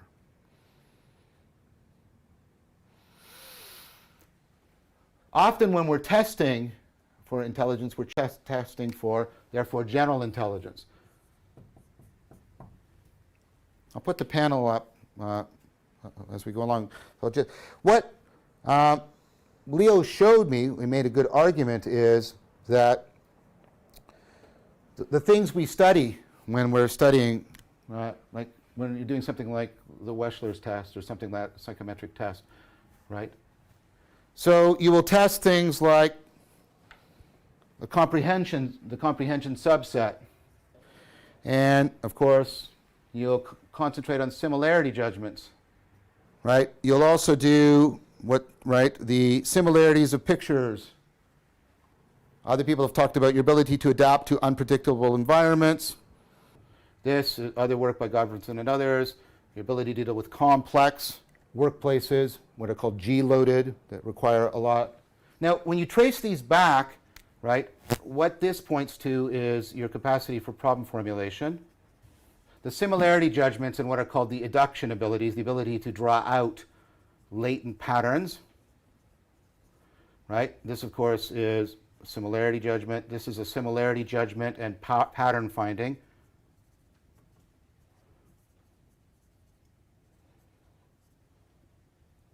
Pattern finding.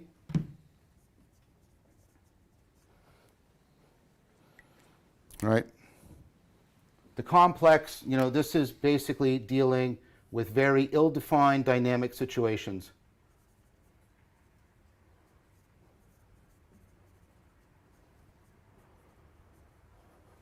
The thing is, right, and adapting to complex environments.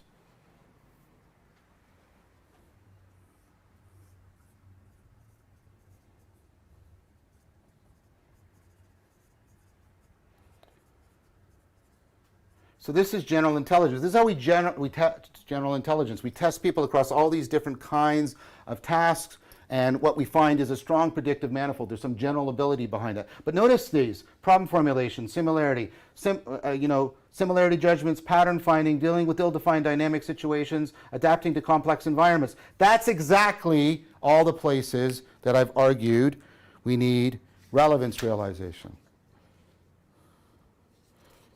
Relevance realization, what I would argue, is actually the underlying ability of your general intelligence. That's how we test for it. This is the things that came out, right? And you can even see, comprehension aspects in here, all kinds of things. So relevance realization, I think, is a very good candidate for your general intelligence. And so insofar as general intelligence is a unified thing, and we have, this is one of the most robust findings in psychology. It just keeps happening. There's always debates about it, blah, blah, blah, blah, and people don't like the psychometric measures of intelligence, and I think that's because they're confusing intelligence and relevance and wisdom. We'll come back to that. The thing is, this is a very powerful measure. It's reliable. This is from the 1920s, and this keeps getting replicated. This is not going through a replication crisis. And if I had to know one thing about you in order to try and predict you, the one thing that outperforms anything else is knowing this. This will tell me how you do in school, how you do in your relationships, how well you treat your health, how long, right, you're likely to live, whether or not you're going to get a job. This crushes how well you do in an interview, in predicting whether or not you'll get and keep a job. Is this the only thing that's predictive of you? No. And I'm going to argue later that intelligence and rationality are not identical. But is this a real thing? And is it a unified thing? Yes. And can we make sense of this as relevance realization? Yes. Is relevance realization therefore a unified thing? Yes. So relevance realization is your general intelligence, and what I'm arguing, well, at least that's what I'm arguing, and that your general intelligence can be understood as a dynamic developmental evolution of your sensory motor fittedness that is regulated by virtual engines that are ultimately regulated by the logistical normativity of the opponent processing between efficiency and resiliency.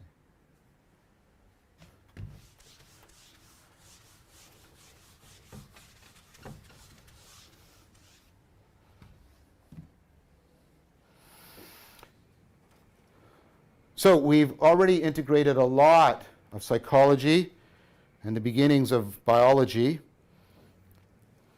and some neuroscience. I want to next, and we've definitely integrated with some of the best insights from artificial intelligence. What I want to do next time to finish off this argument is to show how this might be realized in dynamical processes within the brain and how that is lining up with some of our cutting edge ideas. I'm spending so much time on this because this is the linchpin argument of the cognitive science side of the whole series.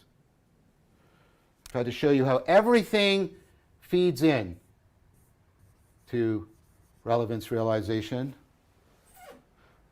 If I can give you a good scientific explanation of this in terms of psychology, artificial intelligence, biology, neuroscientific processing, then it is legitimate and plausible to say that I have a naturalistic explanation of that. And if the history is, pointing towards this, what I'm going to then have the means to do is to argue how this, and we've already seen it, how it's probably embedded in your procedural, perspectival, participatory knowing, It's embedded in your transjective dynamical coupling to the environment and the affordance of the agent-arena relationship. The connectivity between mind and body, the connectivity between mind and world. We've seen it central to your intelligence, central to, right, your functionality of your consciousness. This is going to allow me to explain so much. We've already seen it as affording an account of why you're inherently self-transcending. We'll see that we can use this machinery to come up with an account of the relationship between intelligence, rationality, and wisdom. We will be able to explain so much of what's at the center of human spirituality. We will have a strong plausibility argument for how we can integrate cognitive science and human spirituality in a way that may help us to powerfully address the meaning crisis. Thank you very much for your time and attention.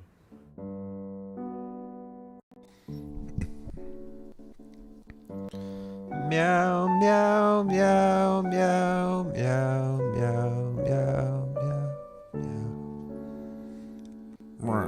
Rough, rough, rough. Rough, rough, rough. Rough, rough, rough, rough. Yeah, oh my God, that was amazing. That was so friggin' good. Wow.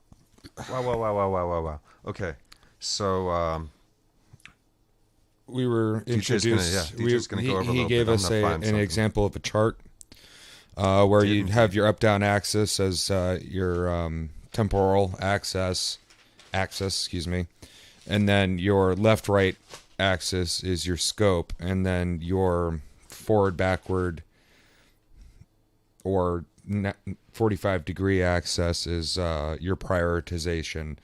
And what we're doing with relevance realization is going from a point dot in any given location between the three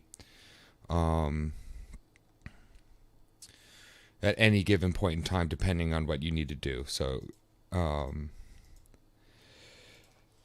balancing between the efficiency, optimizing the efficiency, resiliency. Resiliency. Thank you. Bad handwriting. Resiliency trade-off dance, if you will.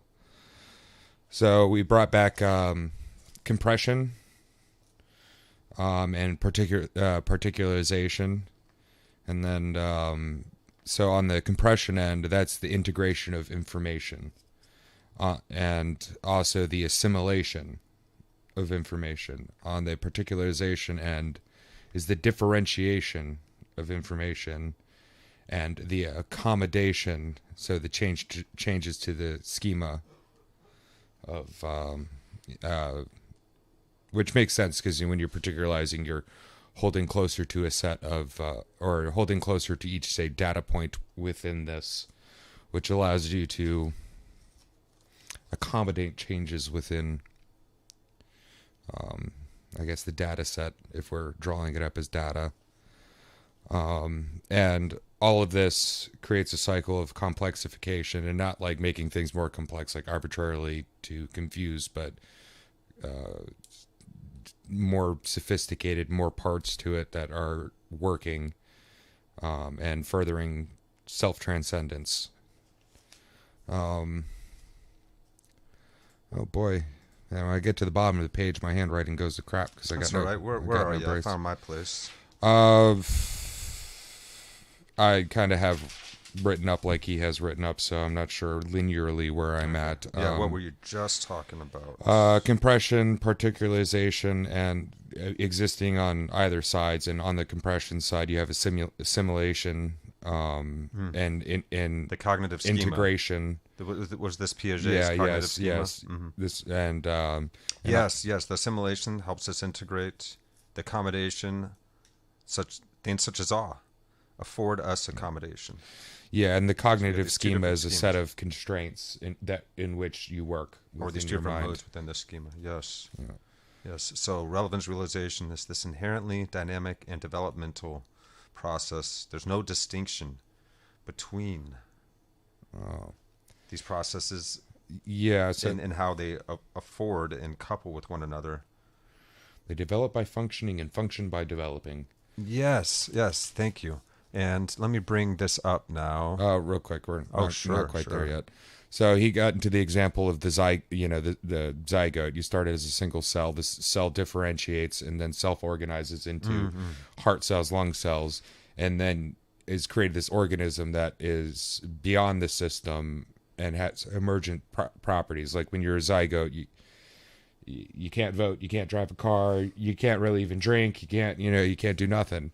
That's right. So this human is this self-transcending thing with emergent properties that have come out. Absolutely. And yeah. this system, it's not like what we're saying you can have intelligence develop out of a non-intelligent system. This system is not necessarily beyond the system itself, but what it produces is beyond the system itself, emerges beyond the system of itself. Yes, because initially the cells just reproduce. It's just a singular cell at first. When the sperm and egg combine, it's a singular cell, and the cells just reproduce.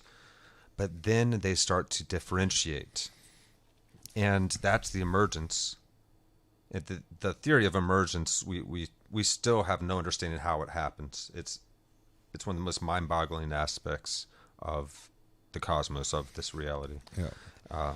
And so they don't just reproduce, they then start to differentiate. Yeah.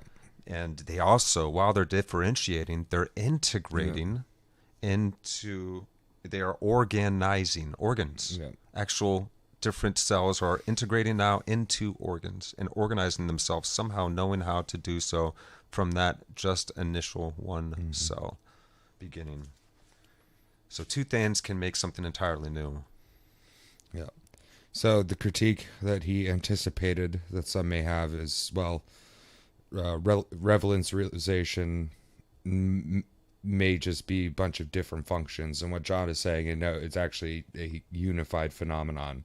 This process of biocomplexification it's both emergent and self-transcendent. And that's where we start to get this chart that he has here, which is, Spearman noted that, say kids that are successful in math tend to be also better at sports and better at everything else. So success in one field tends, success in A is success in B is success in C and D, and then back to A. Yeah, C, D, and B help you. We call that a good general problem solver. The GPS. I thought about this today while I was shaving, and I was being more mindful instead of like going along with the music that was in my head. 'Cause there's nothing playing or anything at the time, but I had a song going through my head that I'd just been listening to. So it's playing over in my mind, and I was like, well, I'm gonna let that rest for right now, even though I enjoy this song and what's happening. I'm gonna let that rest right now and put in complete mindfulness just on this moment. And then I could even notice then from a place of presence and more awareness when the music came back in my head and it wasn't as distracting. But I noticed as soon as I switched to presence from getting easily like caught up in what was happening in the mind, I immediately became more attentive and more precise. And it was just, it's really cool how that happens. You get skilled in one endeavor and it will apply to all endeavors in your life in some way, shape, or form. Hopefully.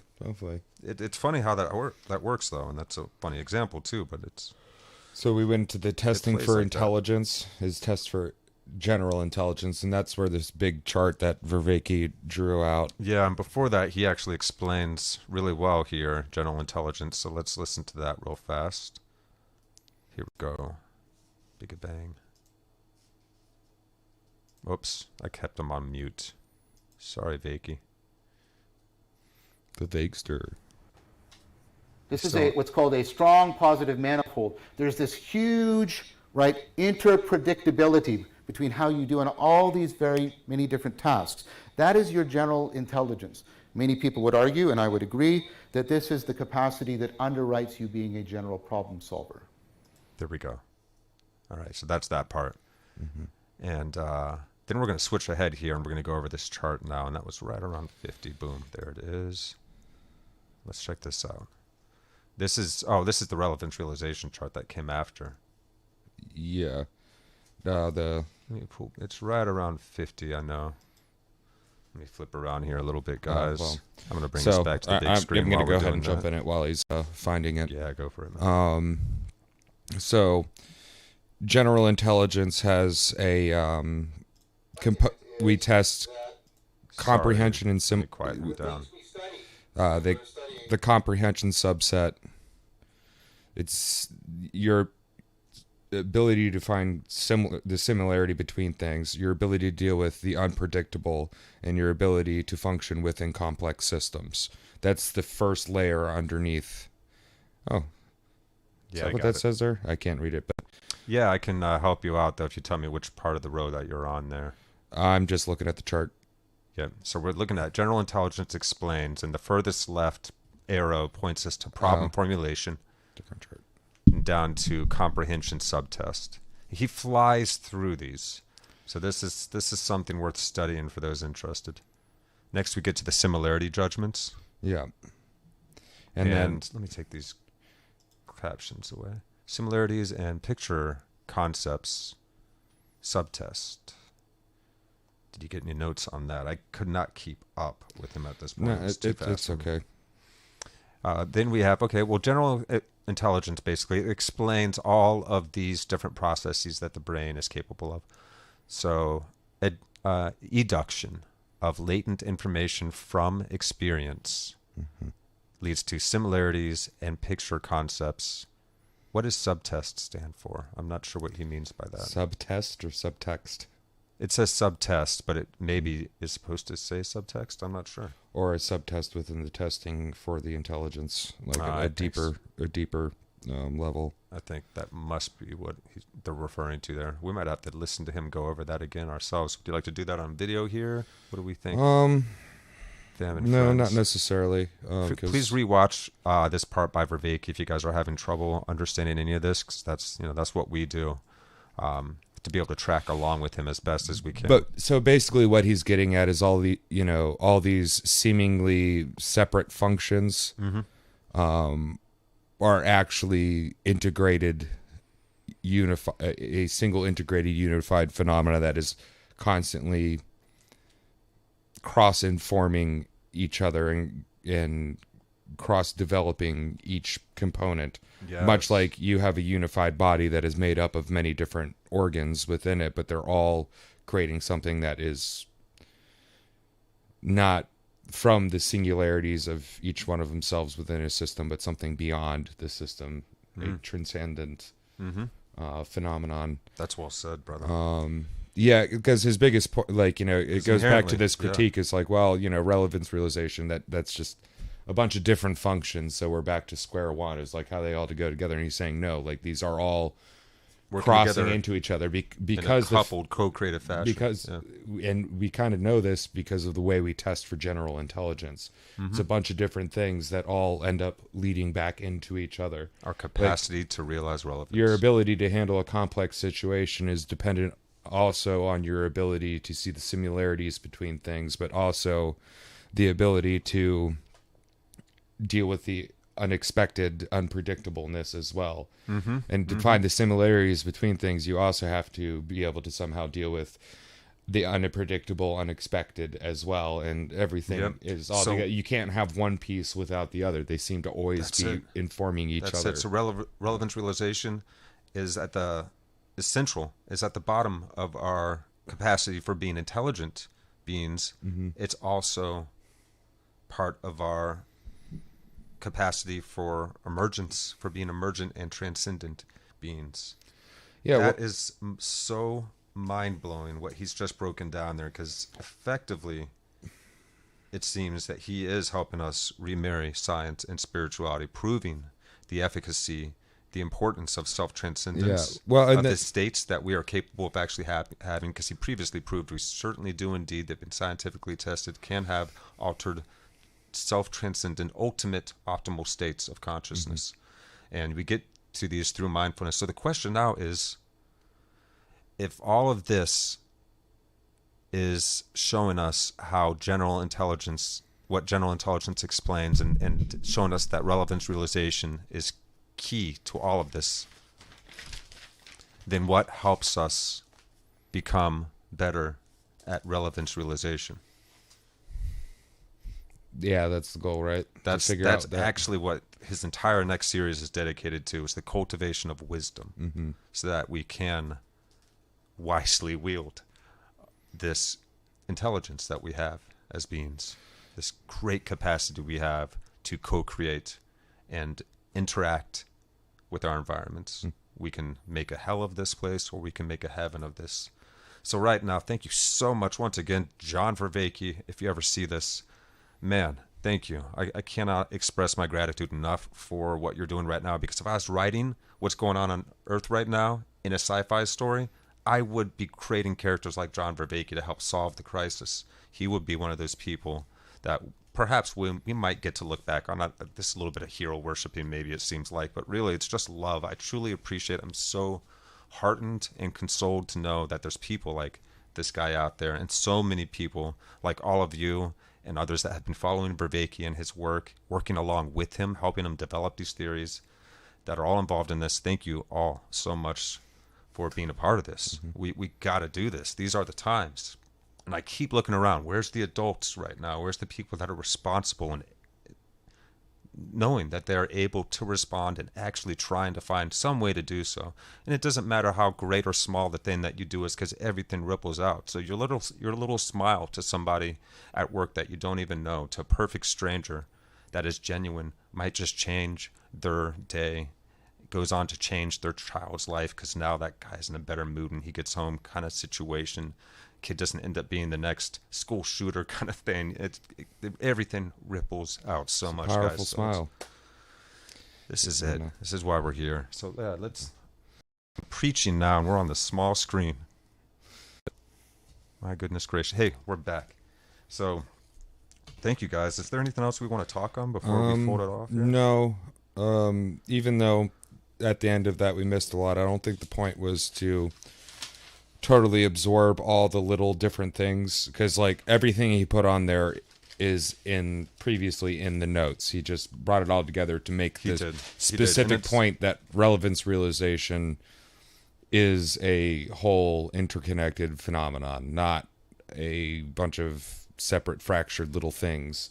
Just like what we were talking back before with like the idea of cognitive science. Well, it's cognitive sciences, a bunch of different, like it was thought, well, you have, the linguists, and then you have the psychologists, and then the psychiatrists, and all this. It's like, well, actually, no, we're trying to blend all of that together because, so it's important to, because we need to get the best grasp on this problem. Well, and the way he draws RR, and it looks like it has little sunbeams coming off of it, but one side is many different sources all coming together into one thing, and then the other side is from one thing many applications coming out. So it's not just little sun rays, wow, RR. It's actually a symbol to use to remember, from many things coming into one, and then from one thing many things come out of it. It's a torus. Yeah, it's like a torus, which could be at the center of every star, every atom, every black hole, perhaps every thing that we see. The universe very well may be toroidal. We just don't know. Well, we can't, Toroidal, dude. You can't see China from here, even with the best telescopes, because the Earth wraps around. So how do you know it's there unless you go there? And well, the universe is really big, so we're not going to the other end to go, oh yeah, okay, now we can calculate the bend of this thing. We're just basing our projected models off of what I would equate to a two-dimensional framework, because we're just looking out at the universe, so we're only seeing it essentially flat and guessing best of how deep it is, but really just flat. Yeah, we're not catching the depth. Until you go there, you don't get that third dimension in there. Yeah, that's it. Well said, brother. Alrighty. Well, we love you guys. Thank you so much once again for joining us. If you are enjoying this, then please do like and subscribe, and make sure you get on over there to John Vervaeke's channel. Like and subscribe his work as well, because every single like and subscribe helps us all reach more people, and that is what we're trying to do here. Light candles, set off sparks, so you guys can go off and light more candles, and just like we were sparked and inspired by others ourselves before we came I along. don't know. You kind of forced me into this. Well, let's hope that I inspired you at some point, No, just enough. it's good. This is just a continuation of things we'd normally talk about, but now we have a little bit of a better understanding of Oh yeah, why our deep brains, why our minds do what they do, so then we can use them a little bit better to come to understandings or come to terms with the world. I thought you might be of a mind that could appreciate this, and I also felt how much it had actually helped me And gain some clarity about what's going on in the world right if now. anything else, it's just a good thing to do on a Wednesday. That is the truth, though. It is, though, man. We're making Wednesdays rock. Yeah, What else can you do? And what else was I going to say? Oh, yeah, we got a show Saturday coming up at Bad Habits in Martinsburg, West Virginia. We're going to be playing with Michael Bullis. We're going to be playing with Operation Botched. We're going to be playing with Disfigure. And that's going to be a really fun show, so you guys should come on out. That's going to be Bad Habits in Martinsburg, West Virginia. If you are in the D.C. Metro, Virginia, or the DMVPA area, it's right off 81. Come on out if you and have see us. access to 81 or 9 or 7 or a variety of other very easy to access roads, you should just... Yeah, you can hear this madman on drums. You can hear me try and sing. You can see our boy Jesse wail on guitar. And it's a hell of a time, always. And see him looking like some metal Jesus. Yeah, he is looking like a metal Jesus now. Except a little less metal, we're a very understated dressed band, if you will, for being in the metal scene. It's like, okay, occasionally I'll show up with a black hoodie on, but, I'm just kind of like, oh, I got a plaid shirt that's clean. You got a pretty good rock garb, though, just all natural, man. This is the way you come. It works. Every once in a while, I'll put on a costume. So I'll be in an astronaut suit, or I'll be a cosmic Santa. It's basically an astronaut suit without the astronaut helmet. I got this plush astronaut helmet that's so goofy. It's so camp. I love it. But I also have this really campy Santa beard and hat that, What else have I done? Throwing I think I've done a fake couple. snowballs at people. It wasn't that the R&K pub, like at the Christmas time or whatever. And Fake snowballs and little Amanita muscaria mushroom stickers for the people. So I was pulling them out of a stocking and handing them out and sticking them on people. not for consumption here. Don't eat the sticker. Stick the sticker. Don't eat the sticker. All right. Well, we love you all. I'm going to let you guys listen to that conclusion one more time as we end the show. So we're going to close it out with Vervaeke here because this has been such a good one. Get your meows in while you can. So we've already integrated a lot of psychology and the beginnings of biology and some neuroscience. I want to next, and we've definitely integrated with some of the best insights from artificial intelligence. What I want to do next time to finish off this argument is to show how this might be realized in dynamical processes within the brain and how that is lining up with some of our cutting edge ideas. I'm spending so much time on this because this is the linchpin argument of the cognitive science side of the whole series. Try to show you how everything feeds in to relevance realization.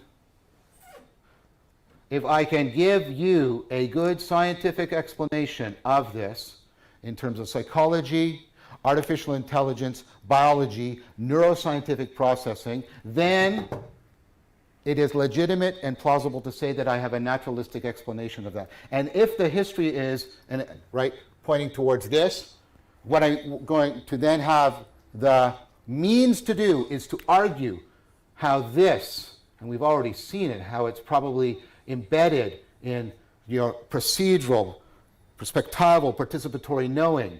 It's embedded in your transjective dynamical coupling to the environment and the affordance of the agent-arena relationship, the connectivity between mind and body, the connectivity between mind and world. We've seen it central to your intelligence, central to your functionality of your consciousness. This is going to allow me to explain so much. We've already seen it as affording an account of why you're inherently self-transcending. We'll see that we can use this machinery to come up with an account of the relationship between intelligence, rationality, and wisdom. We will be able to explain so much of what's at the center of human spirituality. We will have a strong plausibility argument for how we can integrate cognitive science and human spirituality in a way that may help us to powerfully address the meaning crisis. Thank you very much for your time and attention. Boy, well, thank you, John. Damn. Said so much in such short time. He's off the top, man. The Tai Chi is working. The Tai Chi, the mindfulness, the wisdom practices are working very well. And it can work for all of you too, fam. We love you guys. Thank you so much for tuning into this episode of Actuali Podcast. One more thing before we go. Yo. If you never read either one of these two books, I was going to share these with you so you can choose which one you would like to read and borrow. And I'm going to read the other one and then we'll switch. I've Man's read Search them for both, Meaning. but I need to reread. So, Yeah. Here, I'll bring them up to the camera and you can... Man's Search for Meaning, an introduction to logotherapy? Yeah. Oh. The first half is... Viktor E. Frankl? Viktor Frankl.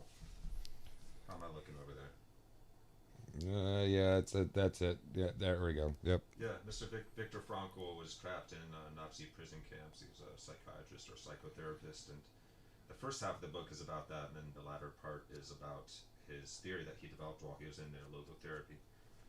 This is a profound book. Vervaeke mentions it. And One Day in the Life of Ivan Denisovic. Yes. So I would actually probably read that one first. So good. So, how Yeah. am I missing it here? Down there you go. You're a fan. Yeah. This is how we do it here, guys. Yeah, that's Solzhenitsyn. Haven't gotten to read that one, but also I'm a fan of fiction, so There you go. I'll read this one first. Hell's Yeah, I'm one of Dead. those weird dudes that actually prefers fiction to nonfiction. Now, mind you, I do like educational, descriptive, and other stuff, but I don't find history super accurate histories of. I don't find nonfiction that appealing unless I'm trying to specifically learn something and piece things together. The fiction is nice. It's Fiction I can easily get lost in. I can put I'll myself read into it differently. more, opposed to reading a history or something like that. Whereas I can learn more personally. I can learn more lessons from a good piece of fiction where I can put myself in there, go through the different characters' experiences. That's why and we it's more like story. personal. You know? Yeah, it's why we like stories so much. It's an embodied, something that we can become embodied by and embodied within. We can become a part of the story, and you can really just let go. You don't have to know every single word's definition. You can kind of pick it up in the context, and it's kind of almost more important to stay in that zone where you're in the world with the characters as the characters. Yeah. I wouldn't say important, but enjoyable perhaps. But I'll still break and I'll look up definitions of words sometimes. But I definitely read differently when I'm reading nonfiction. I notice that I kind of have to. What's nice about biographical fiction or biographical, in this case, it's based off of real events, but fictionalized just enough yes. In order for him to get away with to tell a story and have a tell the proper story. narrative that you can immerse yourself into. Yeah, and also for him just to be able to get away with it, considering the times that he was in.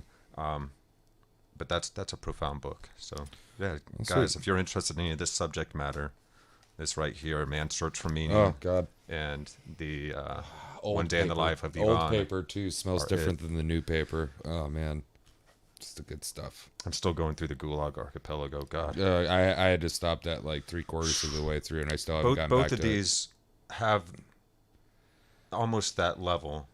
The suffering is so well treated, but there is something so beautiful that is found in that miserable context, and the depths of mystery, self-transcendence is found in both of these books, and that's why I found them to be so valuable. Both based off of real-world experiences in the most atrocious prison camps that have ever existed on this planet in the 20th century. The last time we went that far. And they're lessons that we still need to learn today. So I learned a little bit of history or a little tidbit of information. The Gulag wasn't like, they're not the gulags, like each prison was a gulag. The Gulag was the prison industrial system. So the Gulag, like to send you off to the Gulag isn't a specific place. It's to send you into the system. Just, for shorthand, we call the prisons Gulags, but, they were work camps or other things, or specifically extermination camps, or, or experimental camps, or we're just going to leave you to cannibalize each other islands and, ooh, boy. Work you to death. Yeah. This is what happens when we become possessed by our ideologies on the right or the left of the political spectrum. We saw the proof in the 20th century. Well, when it comes to tyranny and torture, there is no right or left except which hand do you want to lose today. So, Amen to that. That's true. Yeah. That's truth. Authoritarian is up. Alrighty. Well, guys, I'm pumpkin we love fine. you. Stay hopeful. Stay real. Keep creating those optimistic pathways in the brain. It's the only way to map out the new ways to find them and reach them. You gotta have some kind of optimistic orientation, but don't be naive optimistic. We can learn the hard truths about our reality so that we can see the light that shines those shadows around us more clearly and grow towards it ever more. See how far we can go in this cosmos. Love y'all. See you next time.